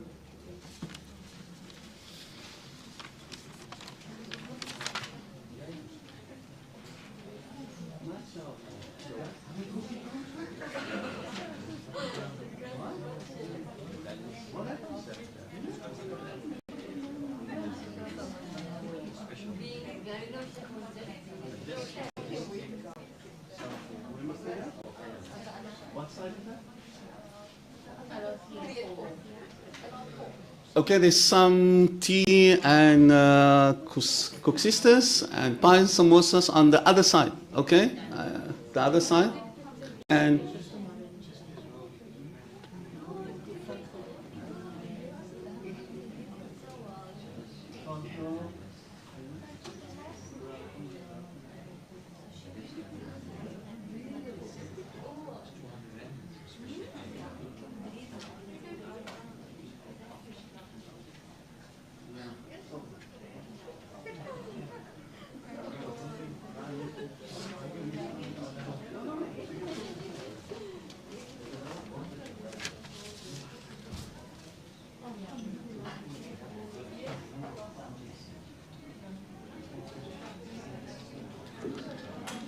Okay, so just letting everybody know, in a little bit when we come back, we'll be hearing from the author Azim Jamal on his new book, Spark. Today we have a special. This book usually goes for 200 Rand.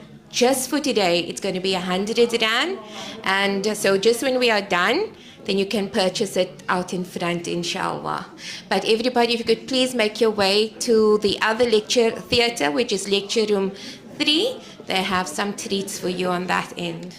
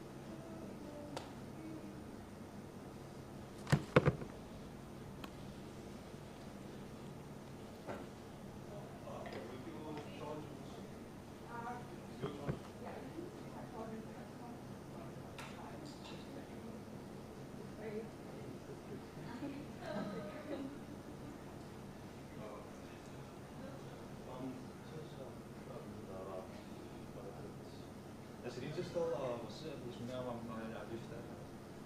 Dus het ook niet allemaal zeker de hoperen daarvan.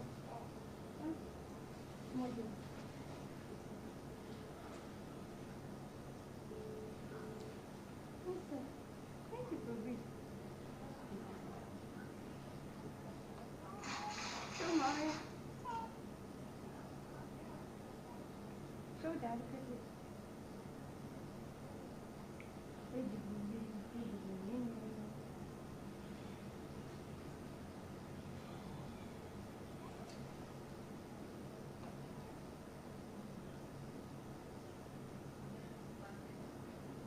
Yeah. My chef gave me. His name is Hamza. So cute. He's so adorable. All the best for your presentation. Thank you.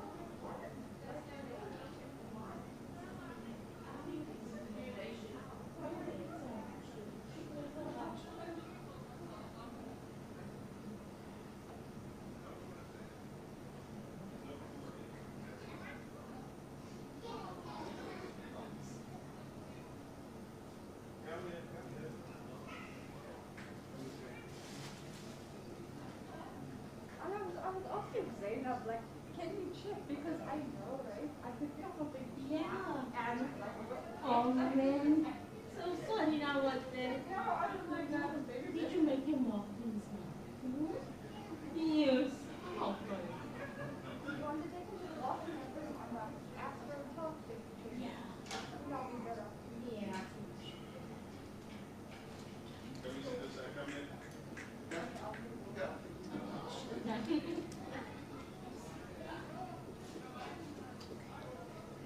That's what I'm wondering. Why is it so warm?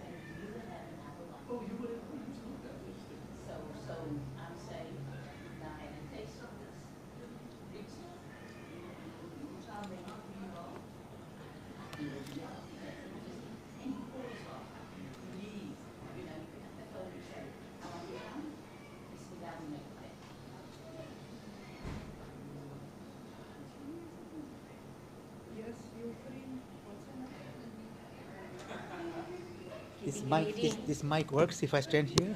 Yes. Yeah. I love these empowerment books. I had a show on Voice of the Cape, which is at a local radio station here, but I stopped because of Madina for this year. Oh, you were doing that, eh? I'm a radio presenter. Oh, nice, wonderful. And you possibly would have been one of my guests, but if I start up this year again, then I'll make contact with you. Well, it's good for you to do that because it reaches so many people, right? Yes, yes. And then you're able to make impact, bigger audience, eh? Absolutely. If you have that skill. I'd love to introduce you to Fatima. I don't see her now. Okay.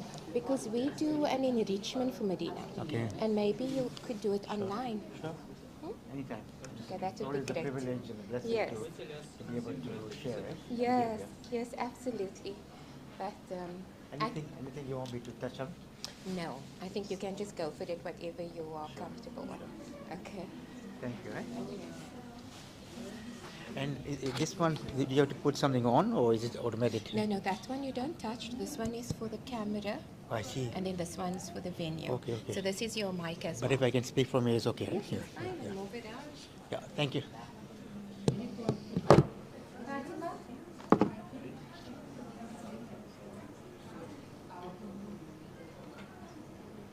So, our author here, This is my Brother book. Azim Jamal, which is Fatima Kamruddin.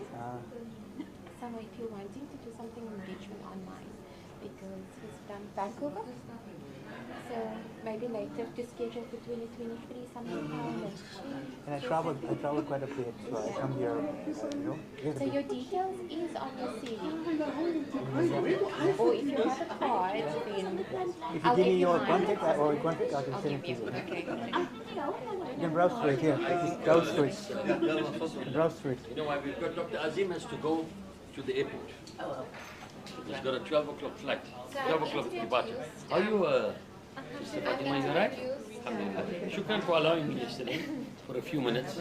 I had to check up a few things. I have to be strict. No. I have to be strict on what I see and what I hear, so I have to give you feedback. Yeah, bring it back here.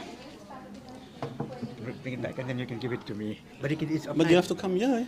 Can I speak from here? Yeah, you must come speak from here. No, I want to speak from here. With Okay, fine. Because that way I can take the mic out. But it'll work right there. Yeah.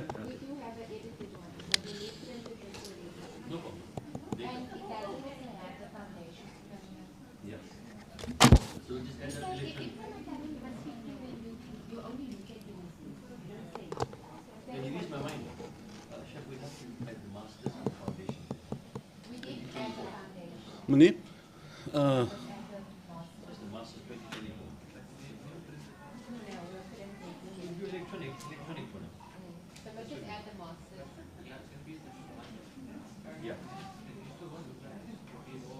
Yes. But if you can just facilitate the team. Everything ready for the men's conference tomorrow? Munib? The mic? Munib? Oh. Yeah. Yes, it's on. Yeah.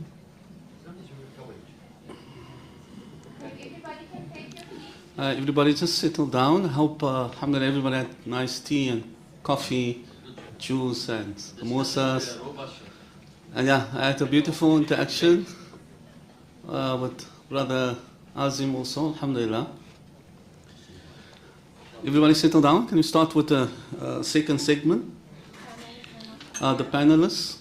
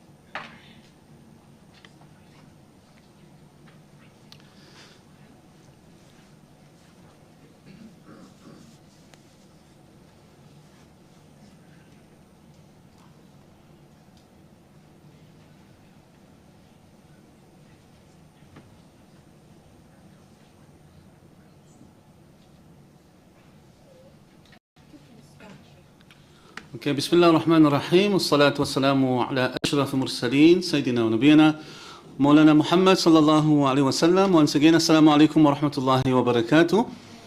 Alhamdulillah, we concluded the first segment. Well done, our presenters, mashallah, our students.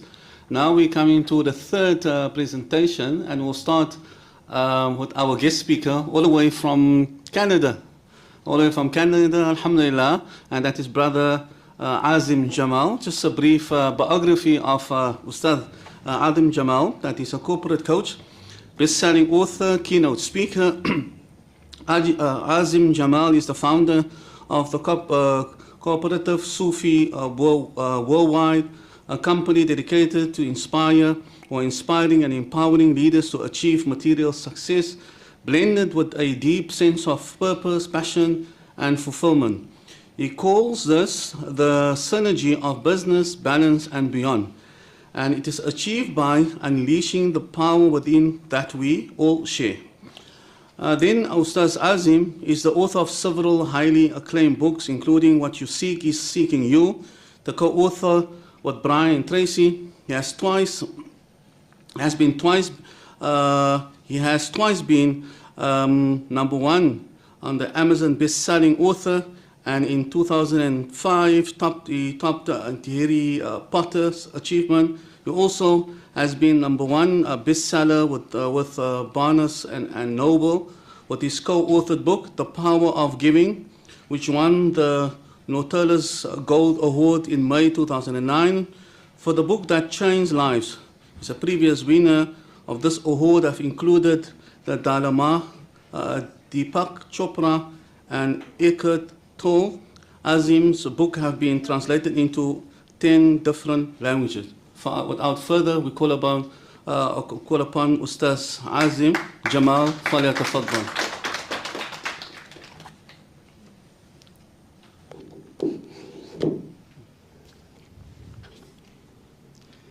Bismillahir Rahmanir Rahim. I'm going to be talking about this book called Spark, The Journey from Success to Significance, which is my 10th book, but I'll align it to the topic. And really my topic, how it's going to align, is beyond marriage, meaning that the law is there, the Islamic law is there to protect you, to give you a framework, but really marriage is beyond that. You know, when I talk about spark, what does a spark mean? The spark means a twinkle in your eye. Your brows are unwrinkled. There's a smile on your face. Your heart is open. There's an echo in your voice. There's a spring in your step. You are glowing and flowing and oozing with energy. And we are born with that spark. We are all born with that spark, but somehow we lose that spark. How we lose the spark, why we lose the spark, we blame circumstances. We blame crime, we blame corruption, we blame inflation, we blame the war in Ukraine. But the reality is, the spark does not depend on outside. The spark depends on inside. And the journey from success to significance is, success is you maintain the law, you're successful. Significance is you went beyond the law. And to go beyond the law, you have to apply SPARK. And SPARK is an acronym. S-P-A-R-K, SPARK. So that S stands for service. Human beings, all of us, are born to give. We are hardwired to give. We have an innate need to give. And when we stop giving, we lose our spark. If you close your fist, just close your fist, don't hit anybody. Now if I give you something, can you receive? Now open your fist and give. Now if I give you, can you receive? Yeah. So the more in the flow of giving you are, the more giving flows through you. The more in the flow of abundance you are, abundance flows through you. As you keep on giving, you keep on creating. A cow which stops giving milk cannot create more milk. Service in marriage. You go to a marriage and be of service. I'm going to give a lot to my marriage. You have a common vision together where we are going, and apply yourself toward that common vision. And work together. I mean, today, women are prime ministers. They are more smarter in business than men. They have proper record in everything. Why do we restrict them to be at home? I mean, they can be at home. I'm not saying you shouldn't be, but you have a choice. You know, I mean, there was one saint who said that, you know, if I had 2 children and I could only educate one of them, and one was a man and one was a woman, I would educate a woman. Because a woman is going to be a mother one day, will bring up children. So we cannot underestimate the power that female have. Yes, we have the law because it protects people, that nobody can take advantage, nobody can misuse or abuse. But marriage is much beyond that. And when we become of service, our children watch us. See, children don't learn from what you say. Children learn from what they see. With words, you can only preach. With action, you teach. My father and mother, I stayed with them for more than 40 years. They passed away now. May peace of God be upon them. But My father or mother never told me you should serve. But all my life I watched them serve. So serving others was so natural for me because I learned not what I was told, I learned from what I saw. Yeah, so I think service becomes a very important aspect. And service is in all walks of life. Service starts with you. Sometimes when you serve yourself, you feel I'm selfish. No, you're not selfish. You know, I've been giving this tip for the last 25 years about the hour of power. 20 minutes meditation, quiet time, prayers, 20 minutes reading something uplifting, and 20 minutes exercise. So people tell me, Azim, good advice, but where do I find this hour from? I'm so busy. So I tell them, what do you do the last hour at night? Usually either you're watching TV, some people watch World Cup, some people watch movies, or you're eating something in the kitchen and getting fat, or you sleep an hour earlier.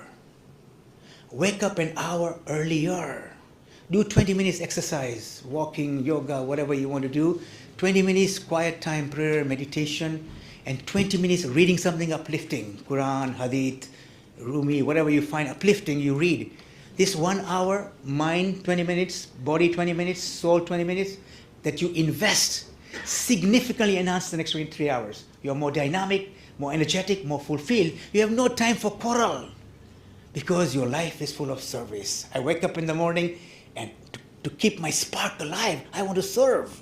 And it's a privilege to serve. It's a blessing to serve. It's not a burden. It's not a responsibility. It's a privilege.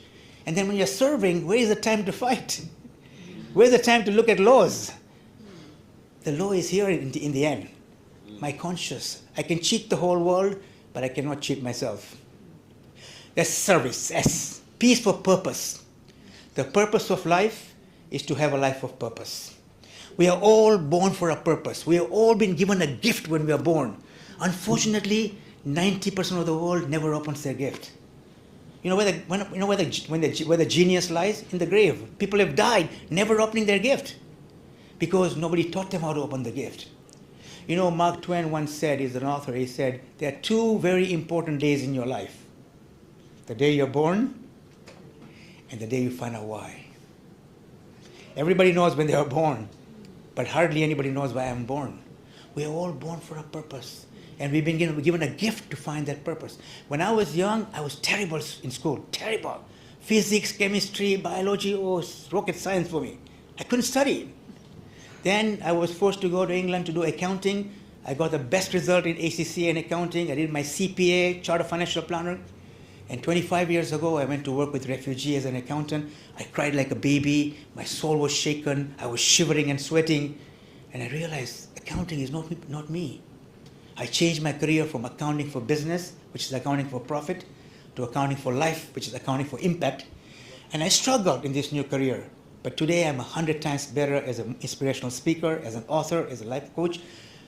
Why? I found my gift at the age of 43. I'm 68 now, even though I look 40. Because you know why? My vocation is my vacation. I love my work. I found my gift. But I found my gift very late in life. So our job as a family, as a marriage, is to help each other find their gift, to help the family live to their potential, to make impact, to have a common vision.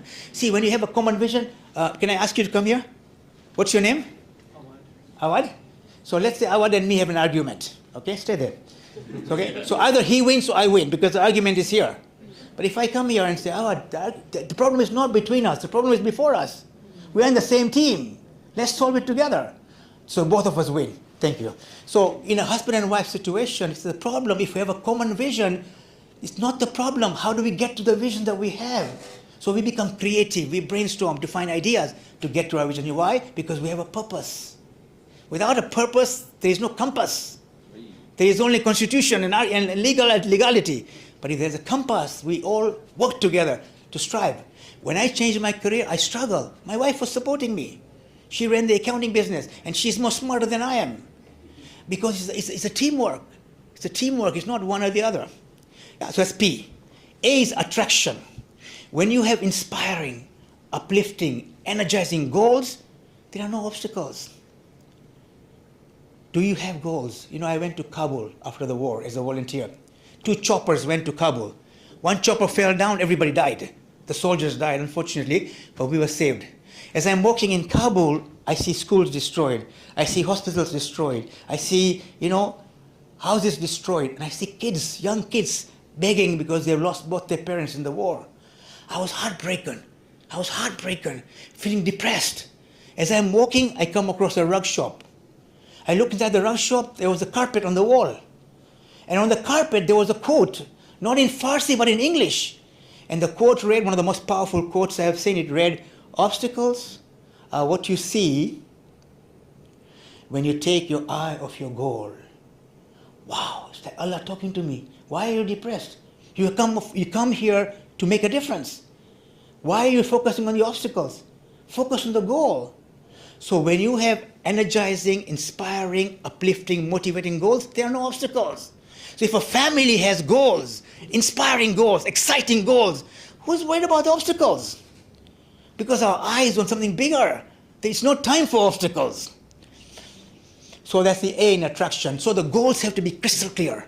You have to repeat them length of time. There has to be intensity. There has to be a burning desire, a fire in your belly. If somebody wakes you up at 3 in the morning, you can tell them your goals. Now, if a family has those kind of goals, everybody is excited.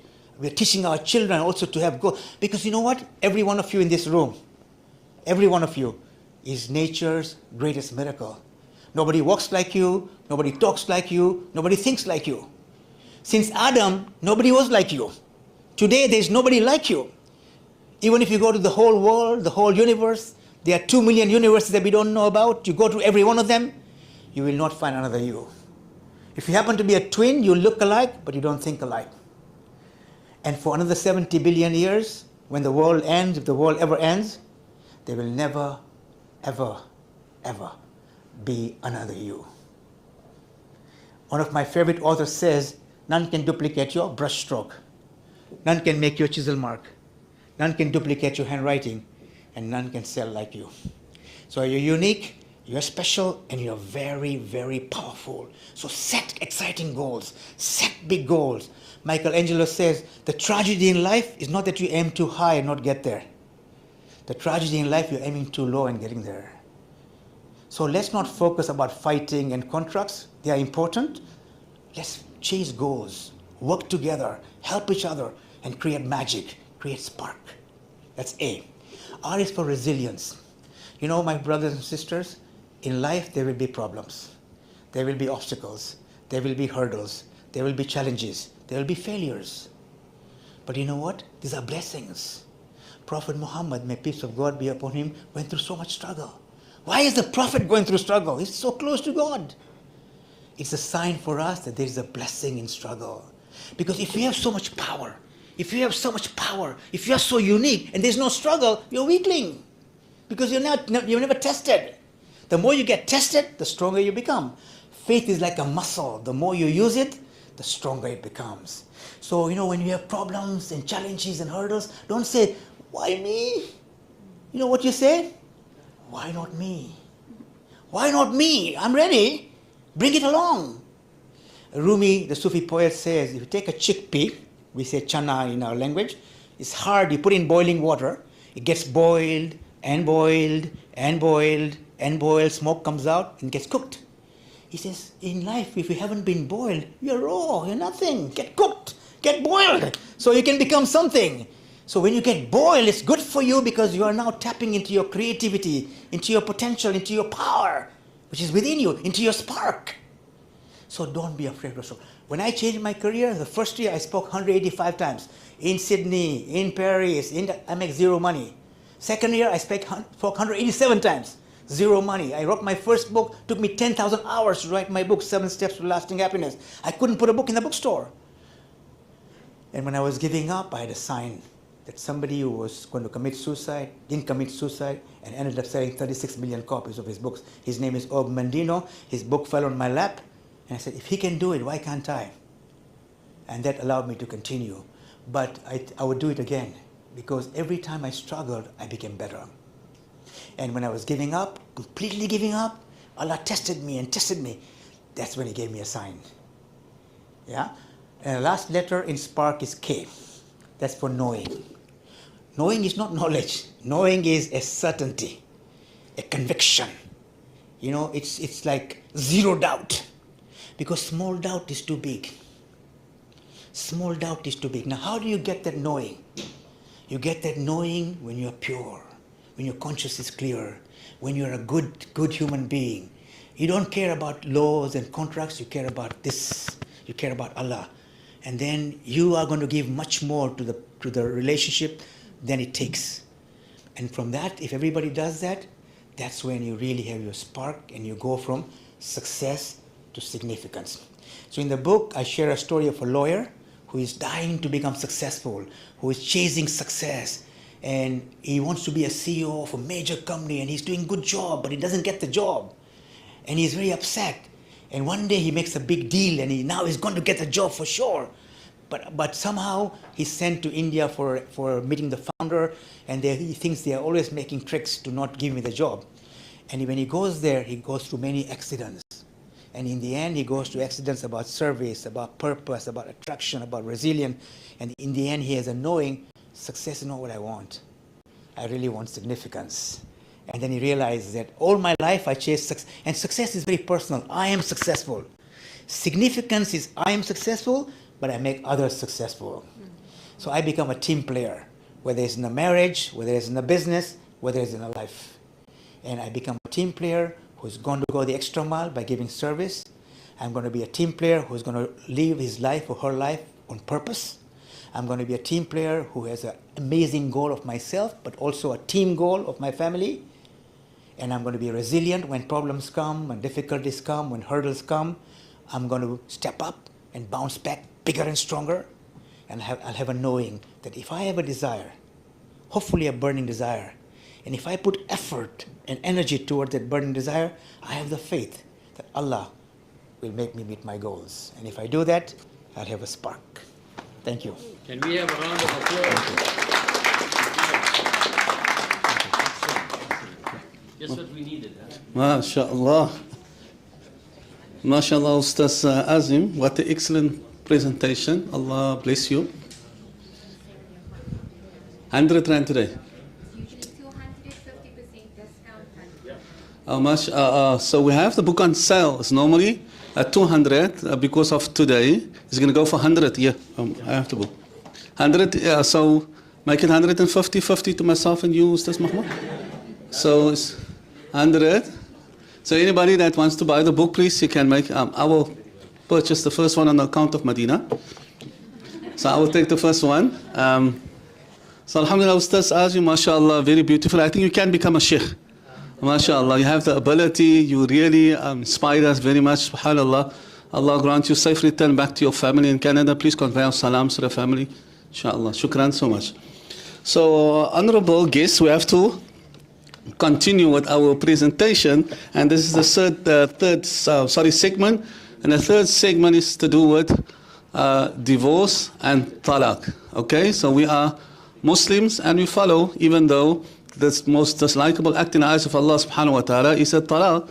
But sometimes a talaq is also inevitable. It has to happen. And the Sharia then gives us certain guidelines how we need to manage a talaq. So without further, we have Brother Mikael Sali, that his presentation is on defining the concept talaq in Quran and Sunnah. فليتفضل.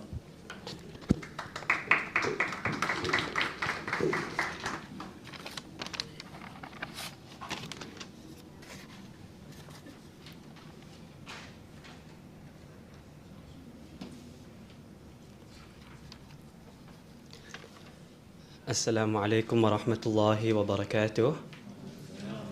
My topic is on the concept of divorce. Marriage is meant to be a permanent bond, but Islam, unlike certain other religions, accepts that due to factors beyond human control, that bond may have to be severed. This makes it necessary for us to discuss the rights of divorce. In our presentation, we focus on the first mode of divorce, which is at the instance of the husband.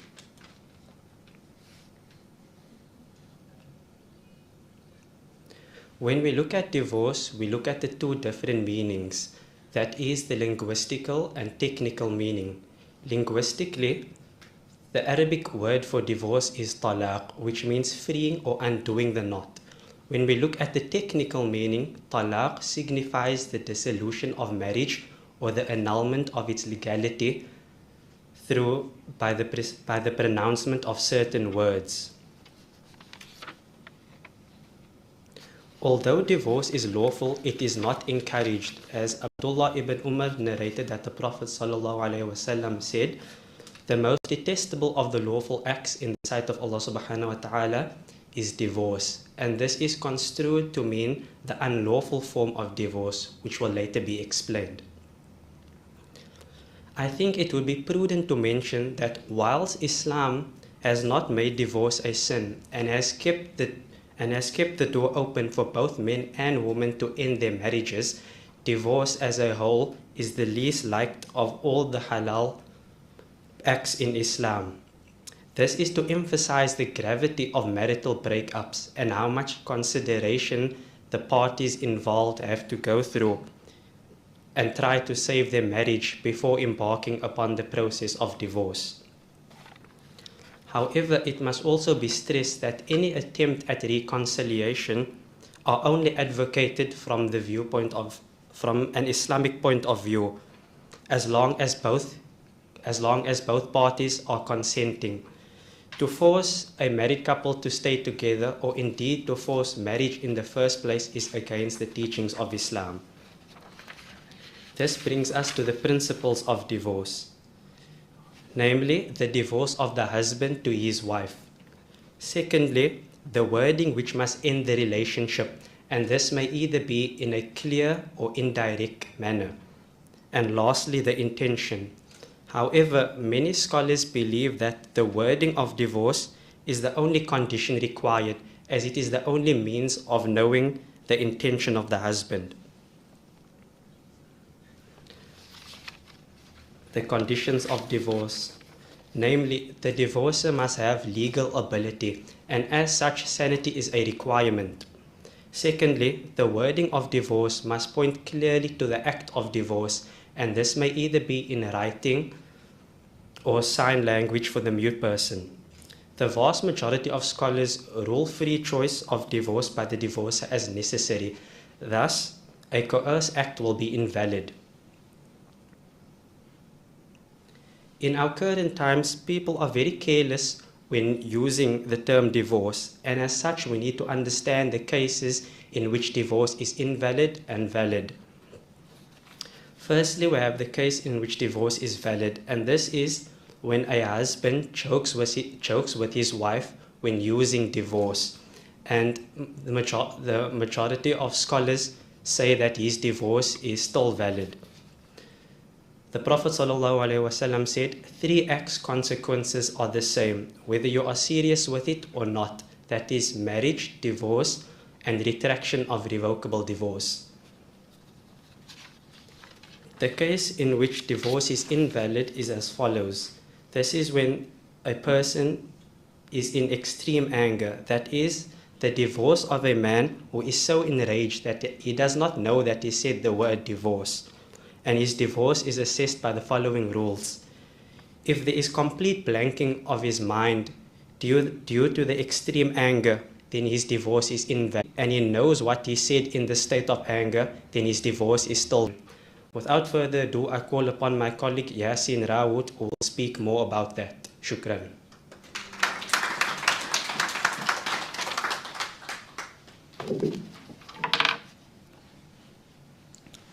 Assalamu alaikum wa rahmatullahi wa barakatuh. Adding to what Mikhail has said, I will address the following: the application of talaq, the types of talaq, and what is meant by triple talaq. First, however, we will look at some interesting statistics from Stats SA. Statistics show that South Africans are in step with the rest of the world with respect to the fall in the number of marriages. However, relative to other countries, we have a low rate of divorce. According to 2017 figures, leading divorce rate countries are Luxembourg with 87%, Spain with 65%, France with 55%, and Russia with 51%. At 17.6%, South African divorce rates hover at the other end of the scale, alongside Mexico, Egypt, and Turkey. At 17.6%, the South African divorce rate is low by world standards, but almost 1 in 5 marriages end up in divorce. The most vulnerable time for divorce is between 5 and 9 years of marriage. Divorce found that a total of 129,597 civil marriages, 2,789 customary marriages, and 1,771 civil unions were recorded that year, while 23,710 divorces were recorded. So now let's get into what are the applications of divorce. So divorce can be of two kinds. It can either be done explicitly, which is known as sarih, or it can be known as implicitly, which is known as kinaya. Talaq sarih is a clearly indicated talaq in which there is no ambiguity as to the intention of the mutalik, meaning the one who gives the divorce. According to the Hanafi, Maliki, Shafi, and the Hanbali madhab, they all agree that the word talaq and its derivatives in Arabic has to be used in order to enact talaq sarih. If the mutalik does so, his intention is not asked for. Thus, according to these fuqaha, if a husband says to his wife, anti talik, meaning you are divorced, or talaq tuki, I have divorced you, he cannot claim full in with it. And the proof that they use from the Quran is the usage of the term talaq for this matter and nothing else. Allah subhanahu wa ta'ala says in the Holy Quran in Surah Talaq, Ayah 1, فَطَلِّقُوهُنَّ لِإِدَّتِهِنَّ, divorce them at their prescribed times. While talaq kinaya is an unclear form of talaq which needs clarity from the mutalik and as to what is meant by his expression or his intention. So next let's get into what are the types of talaq. The types of talaq means the division in which talaq is divided. The type of talaq pronounced by the husband affects the type of separation that ensures and also affects the methods of reconciliation to be adopted by the parties if reconciliation does indeed happen. So the first type of divorce is known as the best form of divorce, and that is known as ahsanu talaq. The second type of divorce is known as the sunnah form of divorce, which is known as talaq as-sunnah. And the third type of divorce is the innovated type of divorce, which is known as at-talaq al-bid'ah. So the best form of divorce is for a man to divorce his wife with a single pronouncement of divorce during one period of purity in which he does not have intercourse with her, and for him to leave her until her iddah has passed. The second type, which is the sunnah type, is when the woman whose marriage has been consummated is divorced 3 times in 3 separate periods of purity. And the final type of divorce is the innovative form of divorce, and that is when one divorces her thrice in one statement or thrice in one period of purity. If he does that, the divorce takes effect and his wife becomes irrevocably divorced, which is known as bain. We will go into the triple talaq in more detail because it is the most common and it's the most commonly misunderstood type. So what is meant by the triple talaq? There is no disagreement amongst the jurists regarding its validity when triple talaq is pronounced. Jurists have, however, disagreed on the form of the triple talaq. First, where a divorce is pronounced thrice in one session within one phrase, such as anti talik thalathan, meaning you are divorced thrice. And secondly, where divorce is uttered in 3 sentences in one session, such as anti talik, anti talik, anti talik, meaning you are divorced, you are divorced, you are divorced. The majority of Muslim jurists agree that the triple talaq is not permissible. They argue that it is an innovation and the performance of which is prohibited. However, if this type of divorce is performed, the overwhelming majority of Sunni jurists consider it valid, binding, and effective. So next, let's look at a practical example. If a husband gives his wife 3 talaqs in one sitting, then what has happened according to the MJC is that he must now come in and the sheikh will review the case. This is only in the case where they would like to reconcile. Then the sheikh will consider the talaq now to be 1 talaq instead of 3 talaqs. I will now call upon Adila, who will be discussing other aspects of divorce. Shukran wa alaikum salam.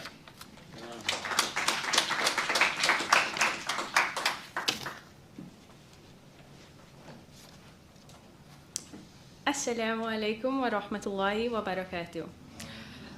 Khula is known as the procedure where a woman divorces her husband through means of compensation. When looking at the term khula, literally it is derived from khul and is a means of taking off. Thank you. Like the releasing of oneself from cuffs or taking off a garment. The similarity is that the spouses are like a clothing for each other. Surah Al-Baqarah, ayat 187, speaks about the spouse as a clothing for each other. The husband's dismissal is like taking off a garment and is used in a metaphorical sense.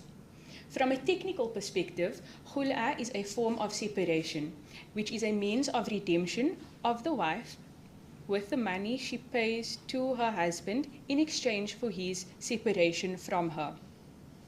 The Hanafi school of thought defines khula as removing the reign or control of marriage dependent on the acceptance of the word khul or khula.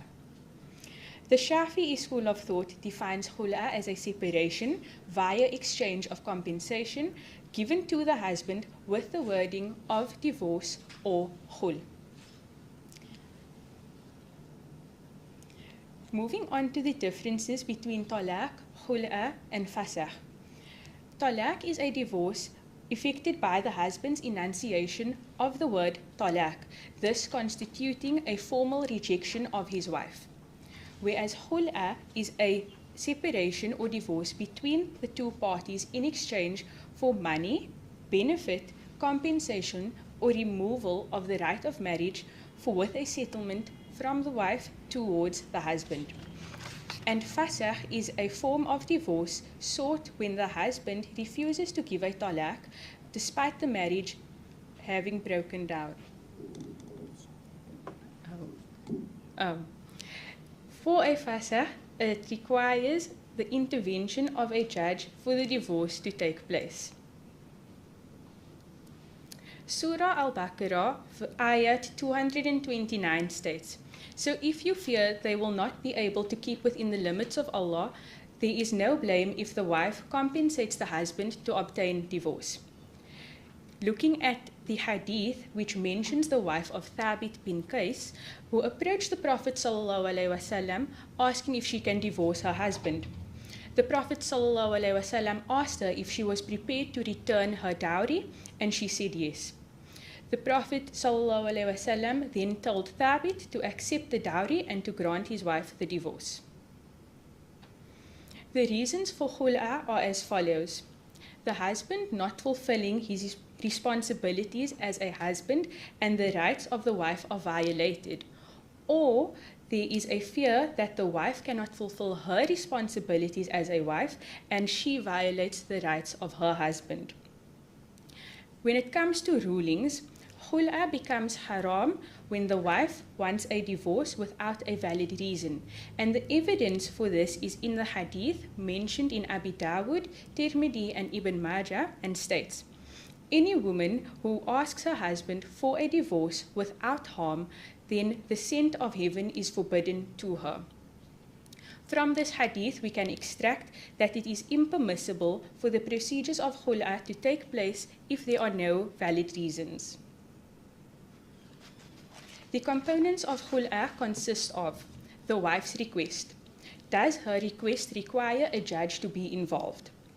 The Hanbali school and many other jurists agree that the process of khula does not require the intervention of a judge, And this is because both Umar and Uthman radiallahu anhum said that Khula is a compensation and therefore is deemed as a transaction, and a marriage which is a contract between two people in mutual consent. All Sunni schools of thought hold that Khula cannot take effect without the husband's consent. They view Khula as a means of reaching an agreement that requires mutual consent from both sides. Next is the monetary compensation, and this is the husband's agreement to what the wife offers, and that is returning the dowry in an ideal situation. However, the husband can request a higher form of compensation, but the ruling for this is makruh. With regards to the monetary compensation, it does not necessarily have to come from the wife. She can ask her father to pay it if her reasons are valid for being unable to pay. The next component is the husband's acceptance, which is his agreement to the wife's request and the compensation. And lastly, the words affirming the khula. The scholars differ regarding the wording, and they are mentioned. The Hanafi school of thought regards there to be 5 wordings for khula, namely conciliation, divorce, separation, buying, and selling. The Maliki school of thought consider there to be 4 wordings, that is bargaining, reconciliation, ransom, or redemption. The Shafi'i and the Hanbali schools state that khula is correct by the explicit utterance of divorce or in a metaphorical sense with a specific intention, whether it is mentioned in Arabic or not. The idda period for khula is the same as talaq, which is a period of 3 menstrual cycles, and the majority of scholars agree to this view. Due to khula being an irrevocable divorce, should the husband and wife wish to reconcile, they have to wait until the idda period is complete, then establish a new marital contract. Due to time constraints, I cannot go into much detail regarding divorce in South African law and its consequences, but I will mention the main point of divorce in South African law, which comprises of 2. The first being where children are involved, and there are a number of conditions and factors that are taken into account which affect the issuance of divorce via the court. And the second is where there are no children involved, and this is when the divorce occurs and the splitting of assets takes place.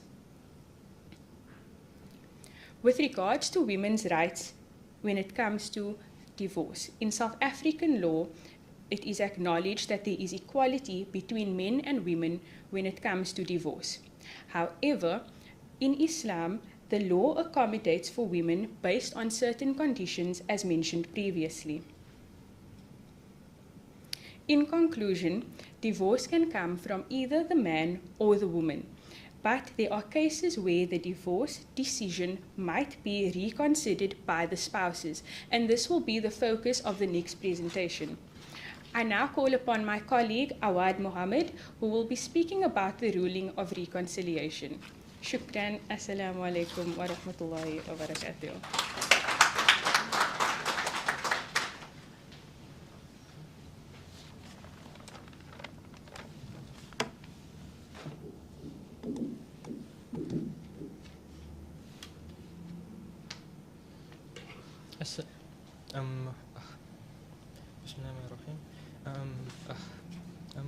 Assalamu alaikum wa rahmatullahi wa barakatuh.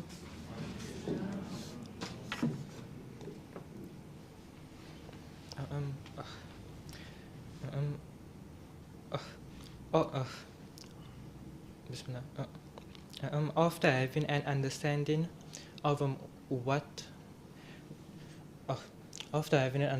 of what marriage is, and also what divorce is, concerning the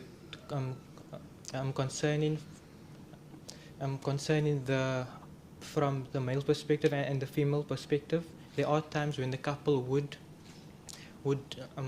love to reconcile the marriage after divorce has taken place, and this concept is known as ahkamu raji, and we can translate this as a ruling of reconciliation. So basically, this process is where the husband and the wife would reconcile their marriage after divorce has taken place.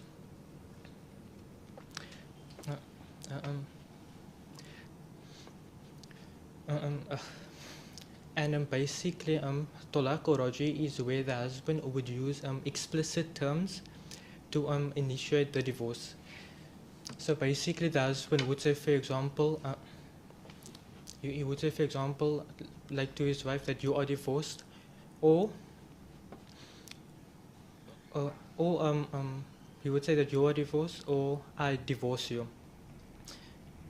And after this divorce has taken place, the husband has the right to reconcile the marriage as long as it is in the waiting period and there is no need for a new marital contract. And this is proven by the verse in the Quran, verse 228 in Surah Baqarah, which we can translate as divorced women must wait 3 monthly cycles before they can remarry. And it is not lawful for them to conceal what Allah has created in their wombs if they truly believe in Allah and the last day. If they truly believe in Allah and the last day. And the husband reserves the right to take them back within that period if they desire reconciliation. Women have rights similar to those of men, although men have a degree of responsibility above them, and Allah is Almighty, All-Wise. And there is a narration by Umar radiallahu an, who mentions that the Prophet sallallahu alaihi wasallam divorced Hafsa and he took her back in marriage.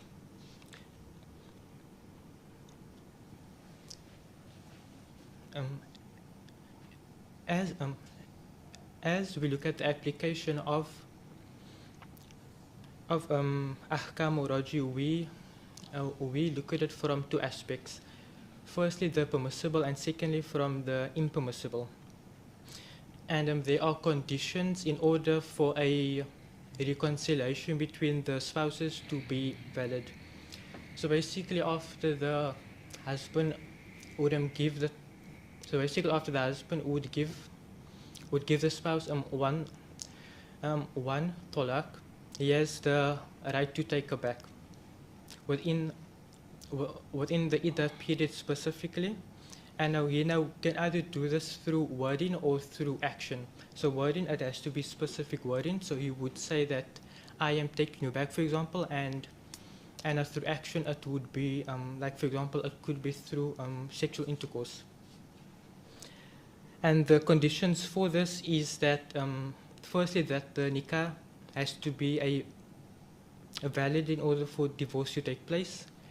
Thirdly is that marriage should be consummated, or else there is no waiting period.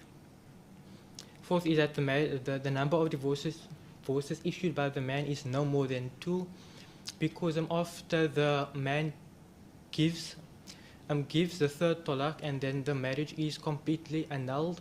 And in order for them to reconcile the marriage, the wife would first need to get married to another husband, and that marriage would need to be consummated. And they would need to divorce, and then she can get back to her previous husband.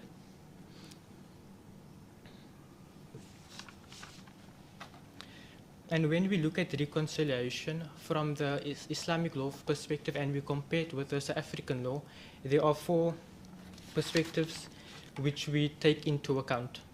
Number 1 is that the number of talaq should be no more than 2. The second one is that reconciliation should be within the waiting period. Number 3, if reconciliation does not take place, a new dowry should be given. And number 4, the woman should complete her iddah before getting remarried. And in South African law, firstly, that there is no limit to divorces. And also it is important to note that divorces only happen in now serious cases. So basically, like, only after the husband and the wife tried everything to reconcile their marriage. So like they would go for counseling, therapy, etc. in order to work through the marriage.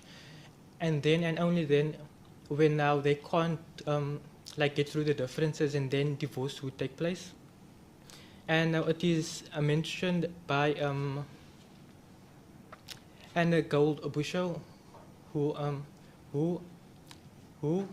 who is a clinical psychologist and a divorce therapist. She mentions that only 6% of divorced couples would remarry. Point number 2 is that there is no stipulated time frame for when reconciliation can take place. Number 3, there is no need for the husband to pay a dowry. And number 4, there is no set time frame within which the woman can remarry.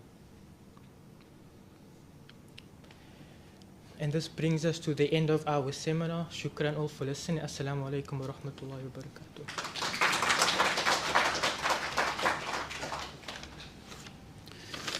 MashaAllah, ahsantum. You guys did very well. Alhamdulillah, we have come to the end of our final segment. And now we will hand over to the audience and the panelists to ask feedbacks, number 1, and questions.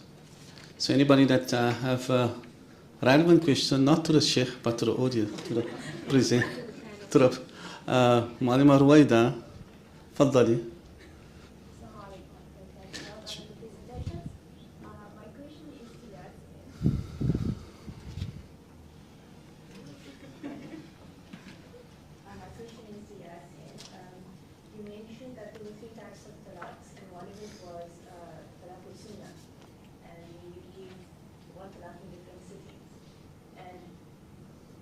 Can you perhaps explain what you mean by sunnah? Because when we think of sunnah, we think that's what the Prophet recommends.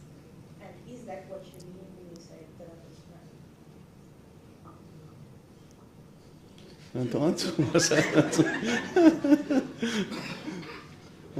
Was the answer? Okay, Malima. Yeah. So there's the 2 types of talaq sunni and bid'i. Why do we say Sunni and Bid'i? Because Sunni meaning this is a talaq in line with the format of our beloved Rasulullah. So Muhammad has given us the format how I need to give a talaq, and that's why it's a compliant talaq. So number 1, if I want to give a talaq, then I have to firstly establish that the woman don't have hayd. Otherwise, I will oppress the woman. I'm oppressing her because I'm extending the period of her iddah. So if she have a hayd, I cannot really deduct any amount of her days. So that's why that is the bid'i talaq. It's like liable for punishment. And then secondly also, and why we say sunnah, not to take the wife, not to consummate or to be intimate in that particular period, because your intention is not to reconcile. Your intention you're supposed to stay away from. So that's what it is. The Sunni is in compliance to the format of Rasulullah. And bid'i is that you have committed a crime which is haram, that you're oppressing the woman, but it's still valid. And that person will be liable for punishment.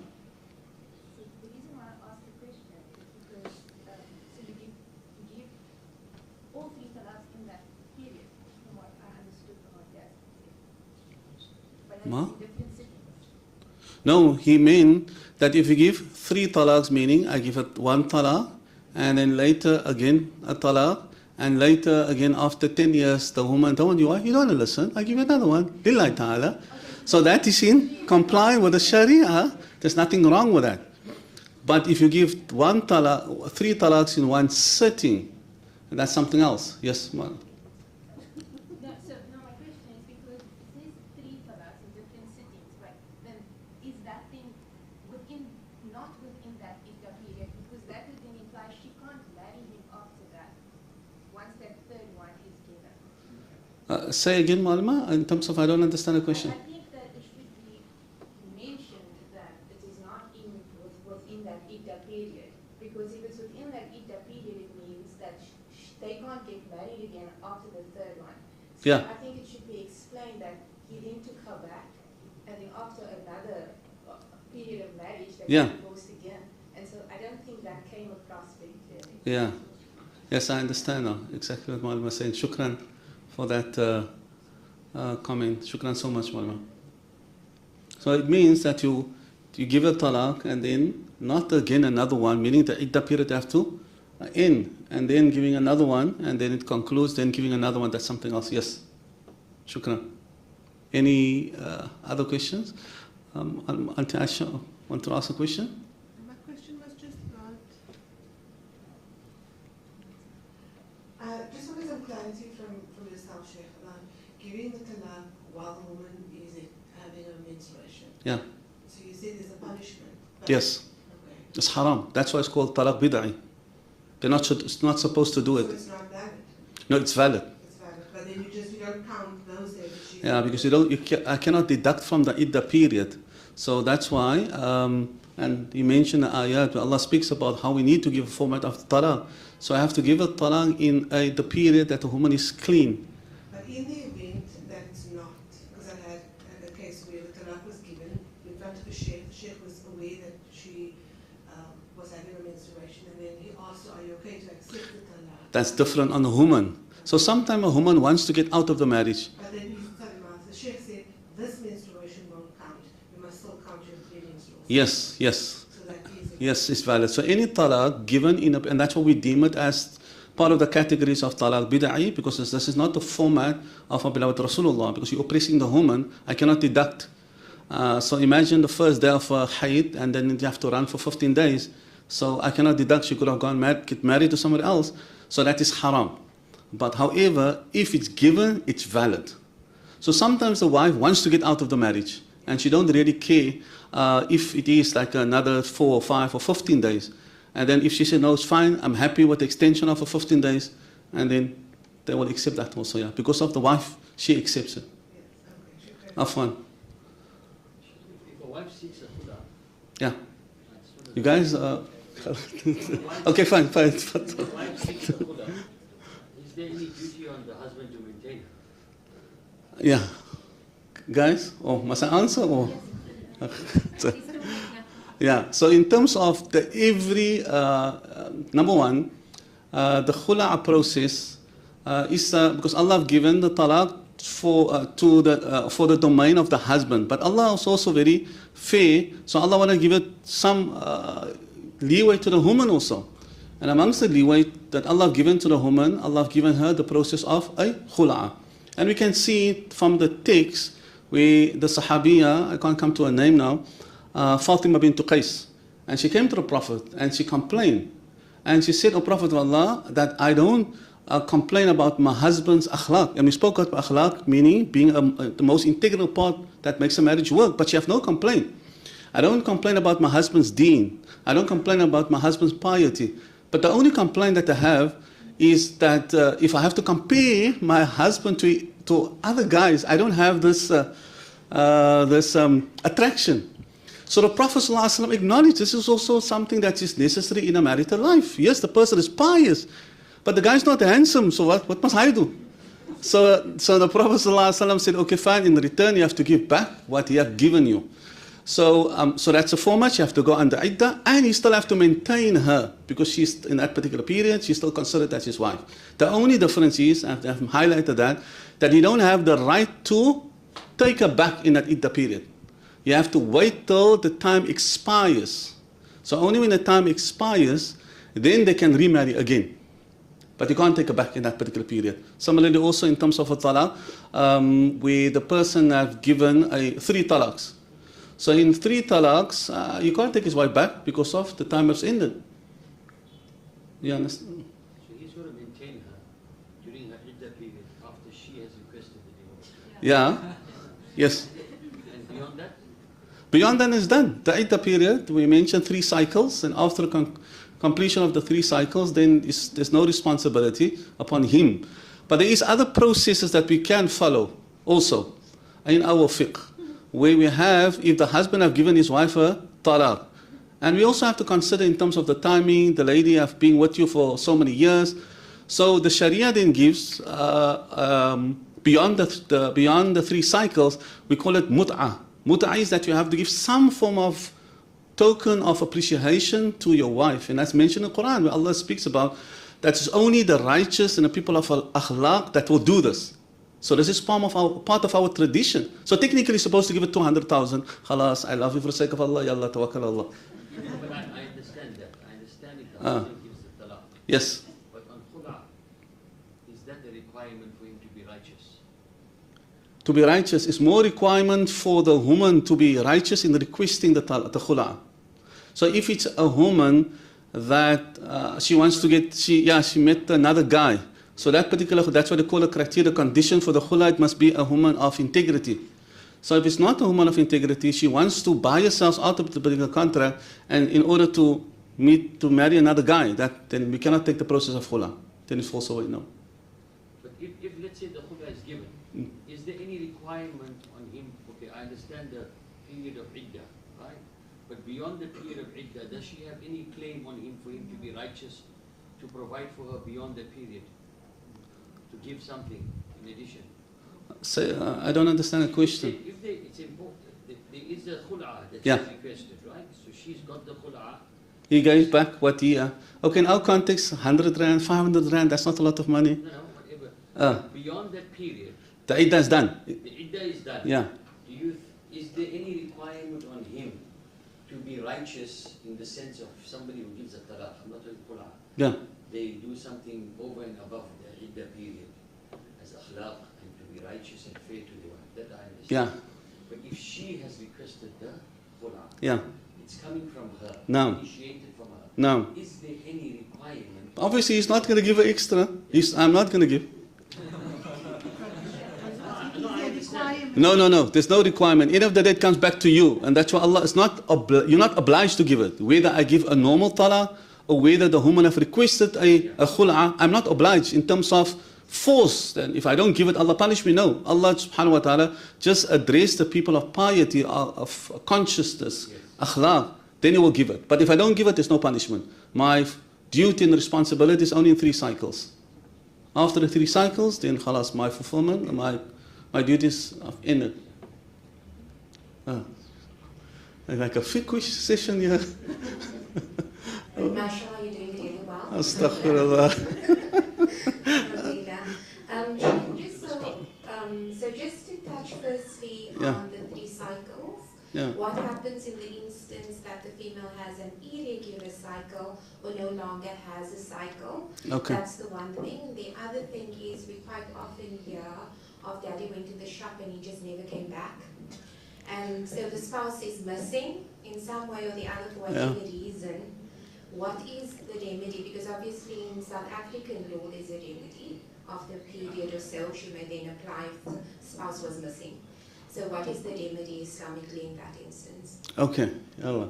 So the first question you speak about the cycles. Yeah. So what? So it depends on. So we have the basis of the iddah is 3 cycles, and not necessarily monthly periods, because that differs. Allah speaks about the issue of talaq, mutallaqat yatarabbasna bi anfusihinna thalathata quru. So Allah speaks about 3 cycles. So the word quru differs among scholars. So from a language point of view, the word quru implies haid cycles, and that's what the Hanafi madhab have adopted, haid cycle. So meaning haid, clean, haid, clean, haid, clean. Whereby the Shafi madhab interpret the word quru as clean cycles. So that means clean, haid, clean, haid. Okay? So that's the basis, the asl, cycles. And the cycles can be less than 3 months. So if the husband gives his wife a talaq, and this is the end of a cleaning cycle, and tomorrow she gets a haid, then 1 cycle is gone. And then it's another cycle and another cycle, so that means technically it's about 2 months. And 1 day, then she can get married to somebody else, maybe, Sharaf Khan. So as for the 3 monthly cycles, that only happen in an event if the lady don't have a cycle.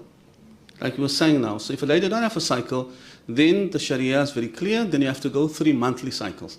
And we're not speaking about monthly cycle, we speak about lunar months. So Islamically, lunar months can be less than the Gregorian calendar, the months. So then also there's a different monthly cycle if the husband dies. So if the husband dies, then it's 4 months and 10 days.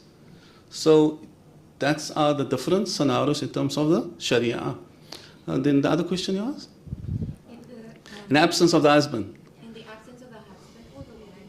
Yeah, his wife is nagging the whole time in my head. I'm also going to go out and I'm going to run away. Sometimes you get a bit tired. Sometimes I just want to make i'tikaf in a masjid.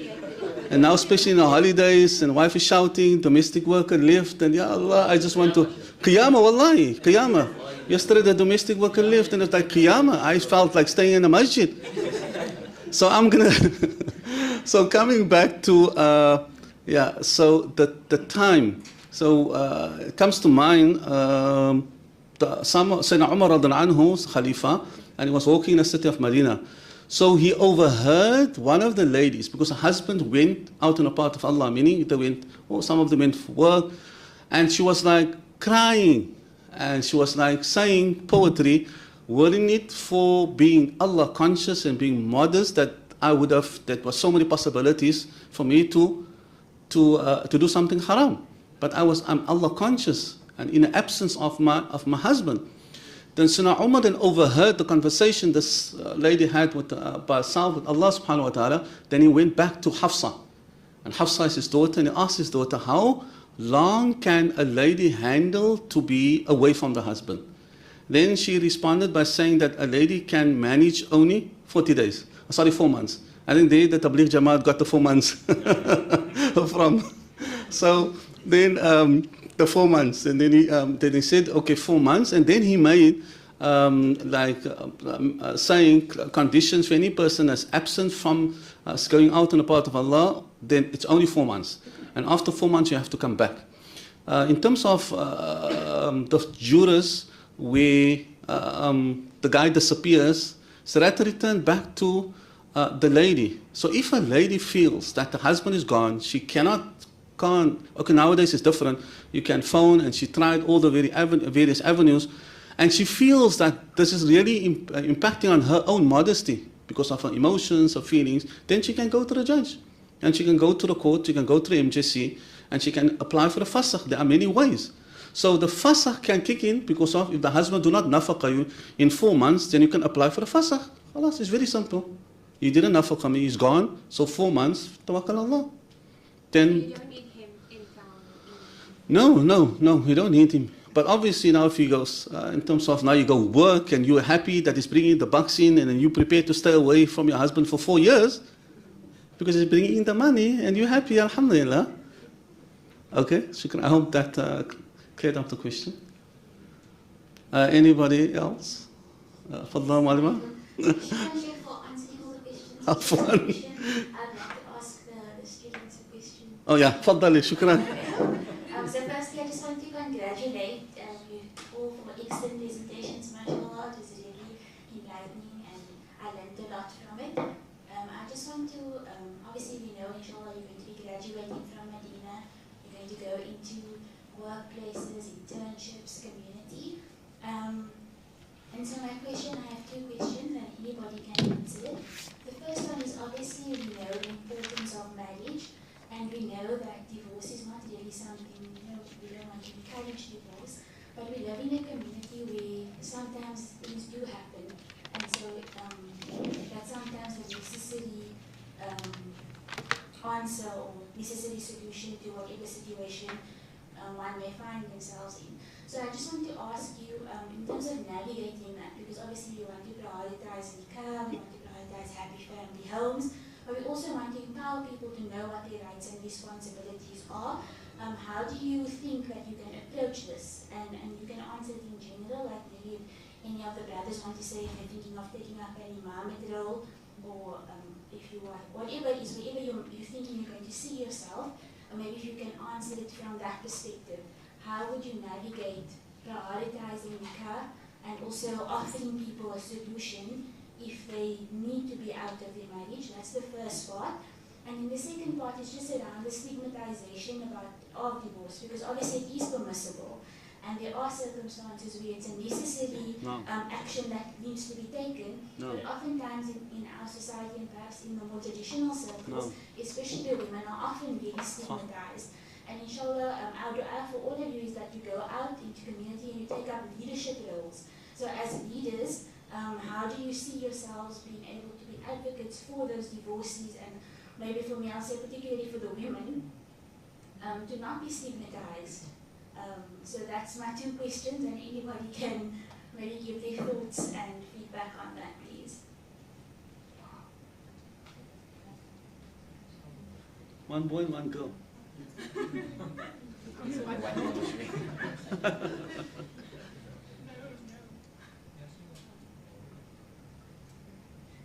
alaikum. So, based on an educational perspective within communities, I would say or recommend workshops. And because we are of the age where it's in between the age gap groups, I think people of an age where you are appropriate or approachable rather, and having a foundation in the matter, you can create an environment which is not restricted to people of just a particular group, but rather make it an environment where you want people to learn about these topics, because within society today we know that it's very common, and there's various influences for these topics. So I think workshops and courses are a good way to install a foundation and educating people on these roles. Because you're going to add on. Yeah, I think maybe just adding on to what you mentioned is, I think because we've learned quite a bit of information at Madina, I think the main thing what we need to do is we need to go back firstly to our own houses and in our communities before we even go anywhere else. So as long as we can teach our own families and build from there, I think that will be the best way to raise awareness. So yeah. Is there another thing? Keep the conversation going. Okay. Keep the conversation going. Don't stop here. Yeah. And then I can't remember the second question, sorry. It's about the stigma that women that doesn't necessarily have to go back to Adila, to go to Mikael.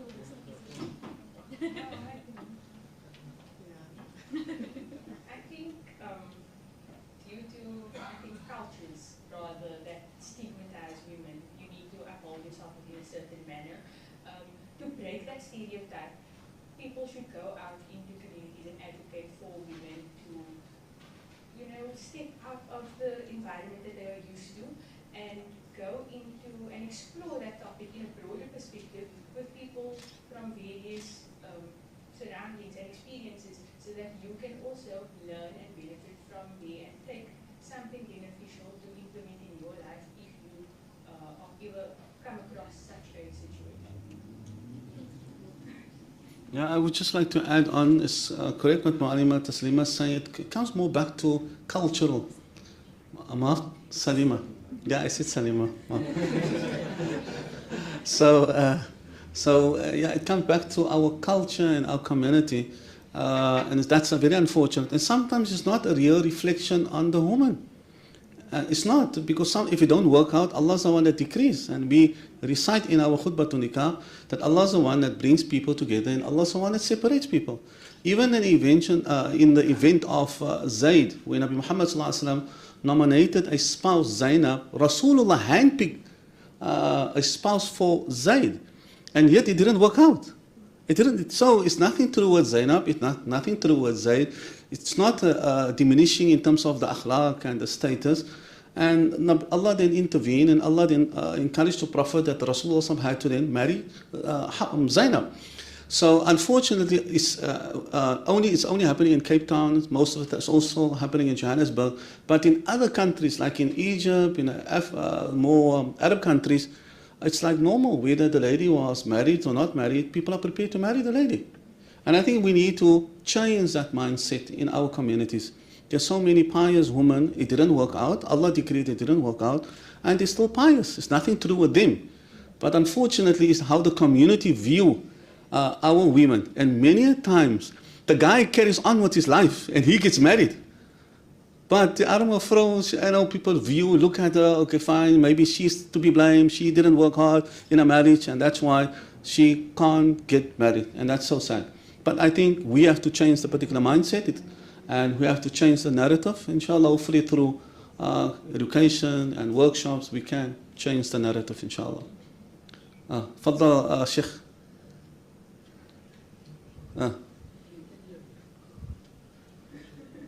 شيخ مختار دكتورة يسأل يعني أسئلة غريبة.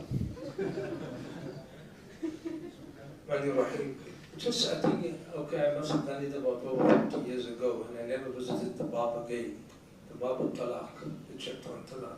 But what I remember from that is that at the time of Sayyidina Umar radiallahu anhu, a Sahaba would go around and say, I've divorced my wife. And thereafter, we've seen again together the market was event, he took her back. So that's why Sayyidina Umar instituted, you give talaq, give three one time. And it's known as a bid'i talaq, not according to the Sunnah. But later on, that is not the view of the Salaf scholars. The Khalaf scholars, the later scholars, that include Ibn Taymiyyah, I mean, he was quite a serious proponent of this view. And I think it's also the position of the Azhar today, that even if you give 100 talaqs in one sitting, it's considered as one, because the nature of people. The question I would like also to raise is, I think very little time was spent. What does the ex-wife do now during the iddah period? Because there are many ghost stories about, about when a woman is under iddah. She's not supposed to see sunlight, she's not supposed to be in the front door. Now that also, those type of views, I would have loved to address those views. What does a woman do in the iddah? Does it mean under house arrest? Or does it mean that you cannot get married in that period?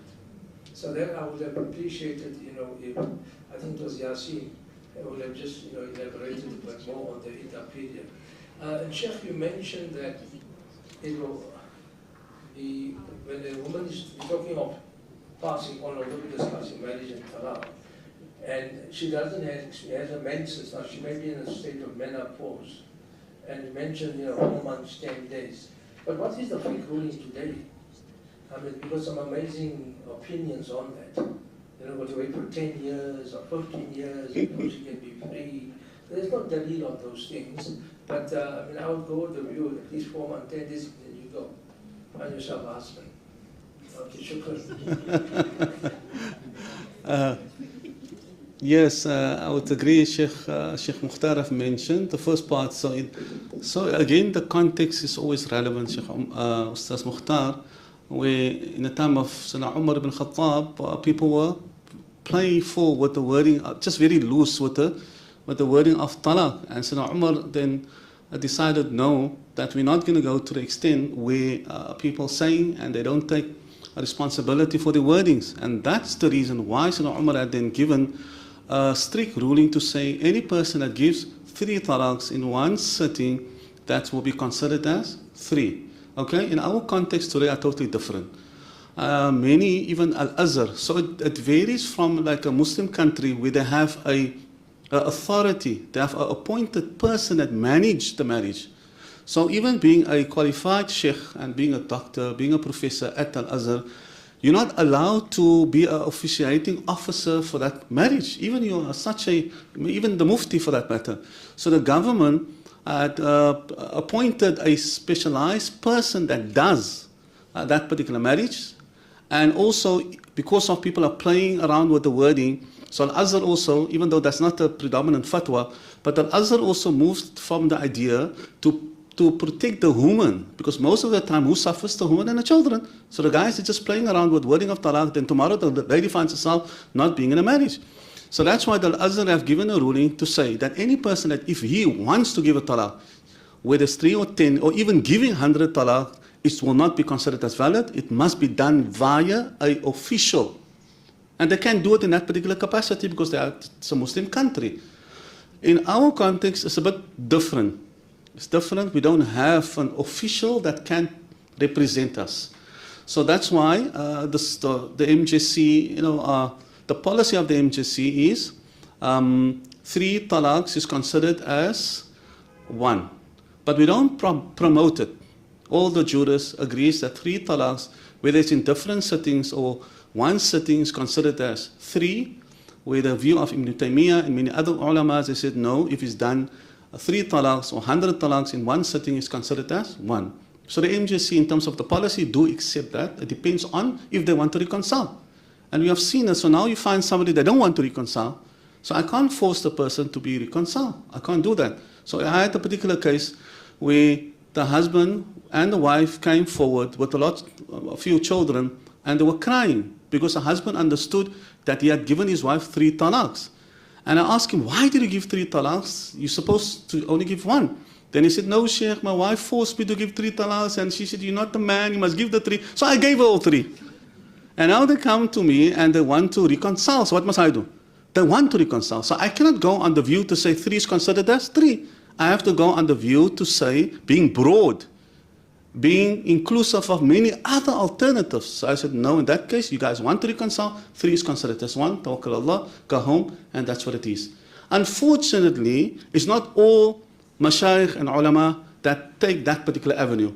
I was invited to, at a particular masjid, I did a presentation, and as I saw a brother, very sad, he asked me a question. And then I discovered he also gave his wife 3 talaqs, and he went to a sheikh. And the sheikh gave him the ruling to say 3 talaqs is considered as 3. And he was away from his wife for 6 months. And the guy wanted to reconcile, and his wife just recently delivered a baby. And so I asked him, wallahi, and I asked him, and I don't want to mention this, the name of the sheikh. Then I said to him, okay, fine, give me your number of your wife. And I found the wife, and the wife said, Sheikh, I want to reconcile. I love my husband. He made a mistake. He was like very tired. And I said, okay, fine, the iddah period was concluded. I went to the house, I re-performed the new contract with new dowry, and alhamdulillah, they're happily married. So what I'm trying to say, and this is the type of mindset that we have to produce in terms of our students, to be very comprehensive, to look at the context, the reality on the ground, and that's the way that we apply the deen of Allah subhanahu wa ta'ala. I just wanted to address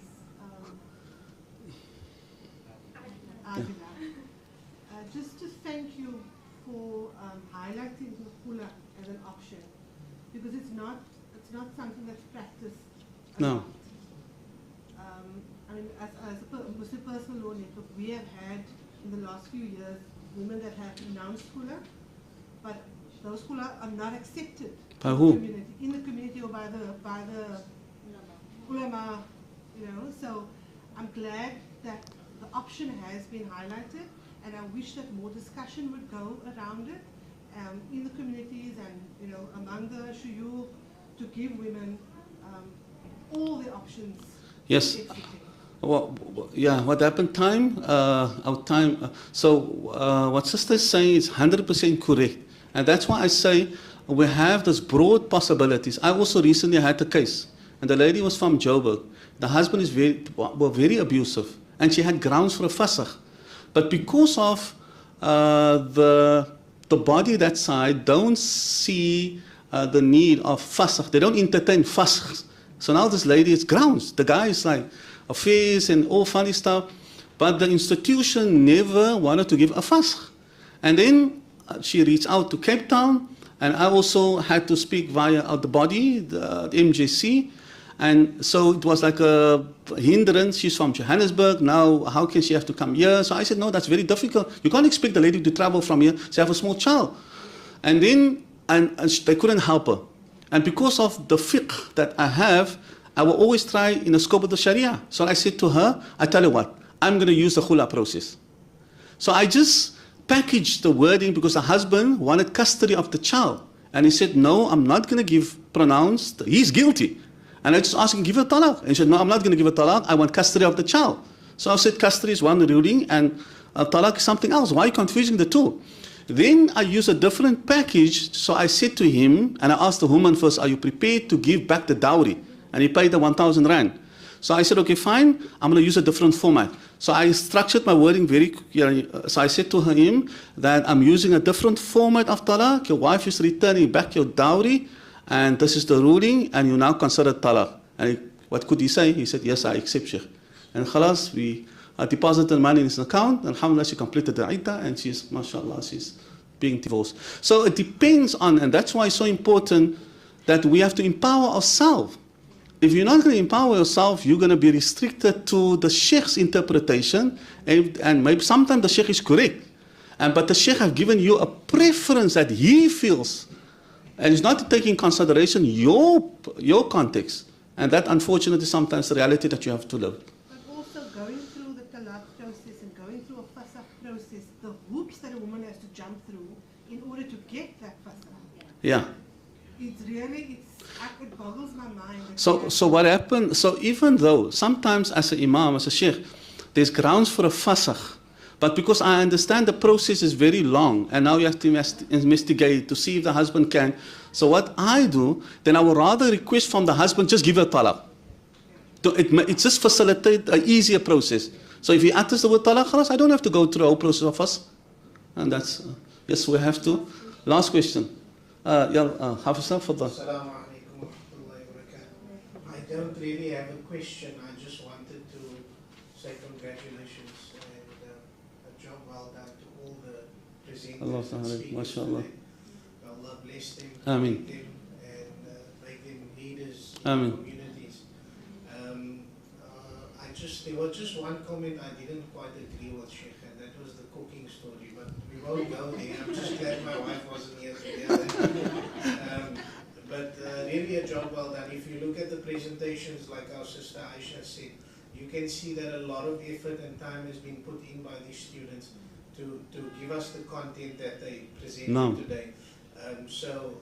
Well done to you guys once again, and I'd like to ask everybody to give them a round of applause. And Shukran Sheikh, like our author spoke about spark, sitting here and listening to you answer all these fiqh and other questions gives us the spark that we actually want to come back to Madina. Allah alaykum. Allah bless you. Ameen. Allah taqabbal. Ameen, inshallah. Afwan. Wa taslim. I wanted to raise something. I think that Sister Aisha raised something really important for us to acknowledge earlier on. And originally when I invited Sister Aisha, it was because she had been actively and also very vocal on the marriages bill. And I mean, she highlighted that she wouldn't have been able to do justice and cover what she needed to. Very similarly, as we are here today, there were selective branches that was touched in terms of private law, marriage, whether it's with Islamic law or South African law, and many have raised things that they would like to have heard from, but that wasn't the point of today. So the focal areas of what each student was meant to address was addressed and can be found in the booklets. And so I'm just wanting to point out it's not that they neglected to cover that, but they had a focal area to cover. And just well done to all of them. But what Sheikh Mukhtar is saying is also something very relevant and valid, because people have this understanding of that the lady has to stay in a house in the Iddah period, and also where do you stay? So I mean, also like somebody in a COVID where the husband passed away, and the wife was an elderly lady, and some of the guys gave a verdict that she have to stay in the husband's house because of the text say they have to stay in a house, which is correct. But in this case, it's not mentally, she can't stay alone. How can you expect her to stay alone in a house? She can't stay alone. The husband just died of COVID.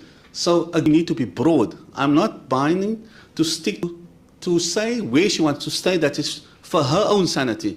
So if she feels safe and secure for her sanity that she wants to stay in a house of a brother, she can stay. That's an alternative. But it's not the mainstream alternative, but it's an alternative based on the condition of the person. So we always try to stay loyal to our paradigms that we have in our scope of our Sharia. But I will speak to Sheikh Mukhtar in terms of the iddah, what he can do. If something happened to you, I can send the message to your wife that she have to stay in a house and will not provide alternatives for her, because you are a big sheikh and honorable sheikh, alhamdulillah. So now we're coming to the vote of thanks. All the ladies in the background, the administration, mashallah, the after hours, the preparation, the coaching, subhanallah. So, and our mother, Auntie Soraya, will do the vote of thanks, and then we call upon Sheikh Zaid to do the closing dua. فلتفضل Auntie Soraya.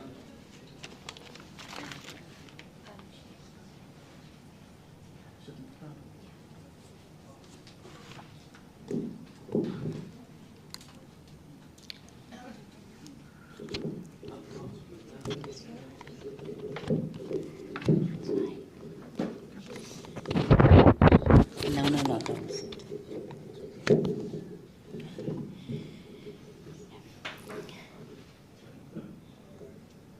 Assalamu alaikum wa rahmatullahi wa barakatuh. It's a real privilege and honor for me to do the vote of thanks today and to acknowledge the contribution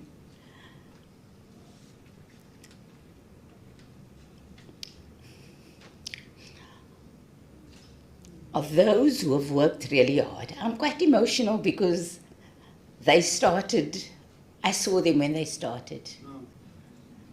And so forgive me, Allah subhanahu wa ta'ala, for making today's event possible.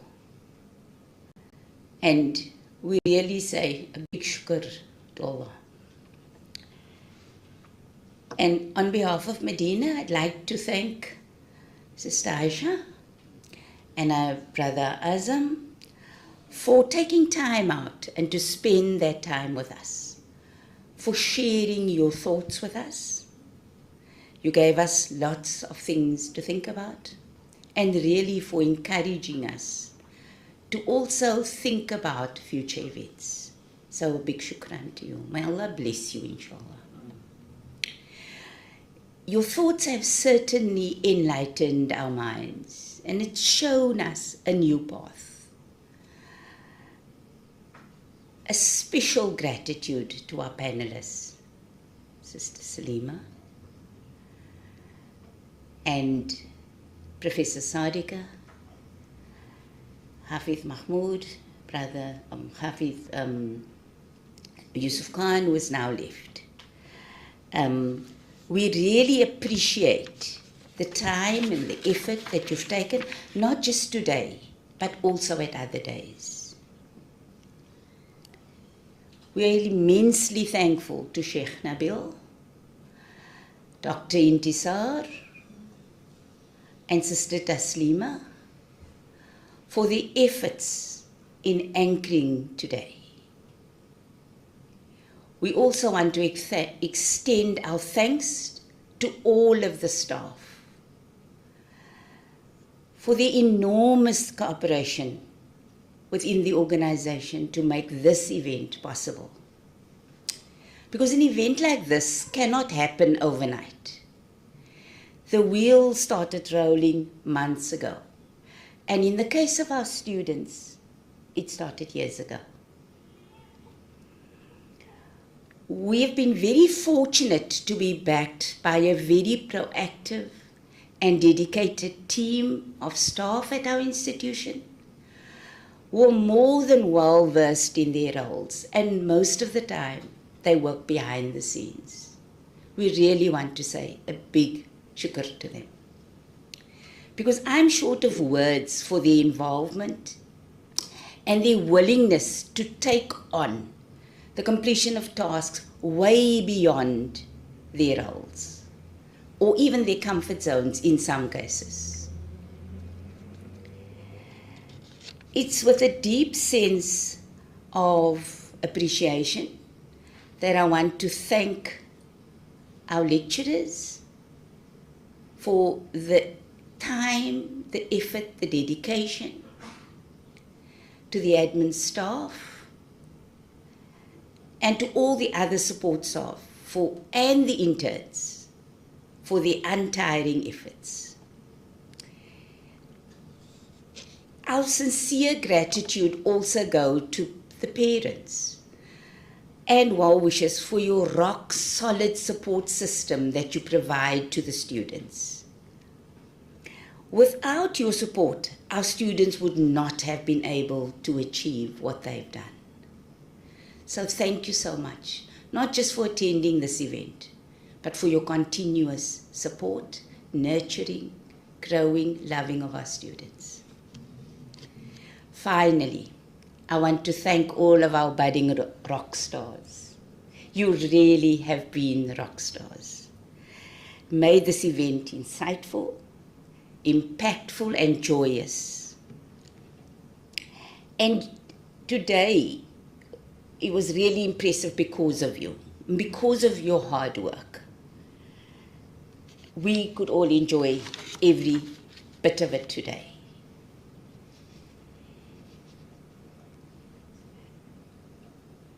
On behalf of Madina, let me thank all of Madina Institute students.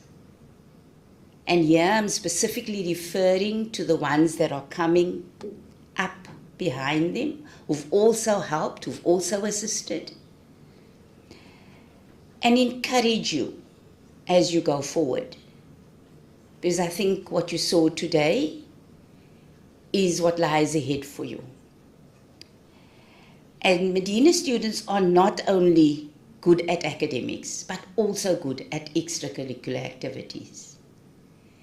So we value you, we value every moment that you stay in this temple of learning that we call Madina. Shukran so much. Assalamu alaikum wa rahmatullahi wa barakatuh.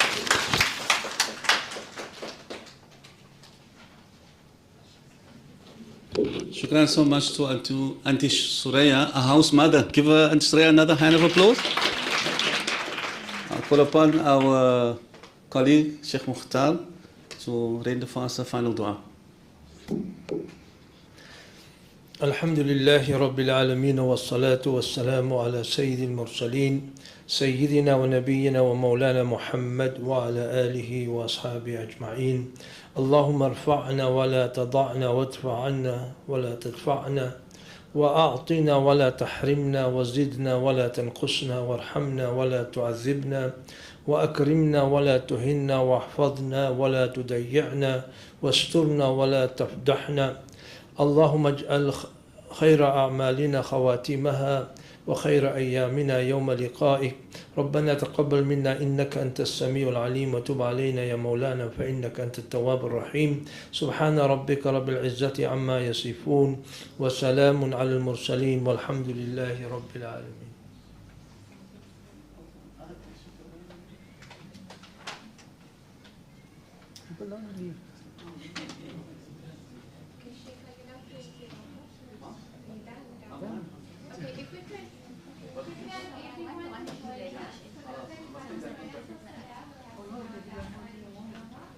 The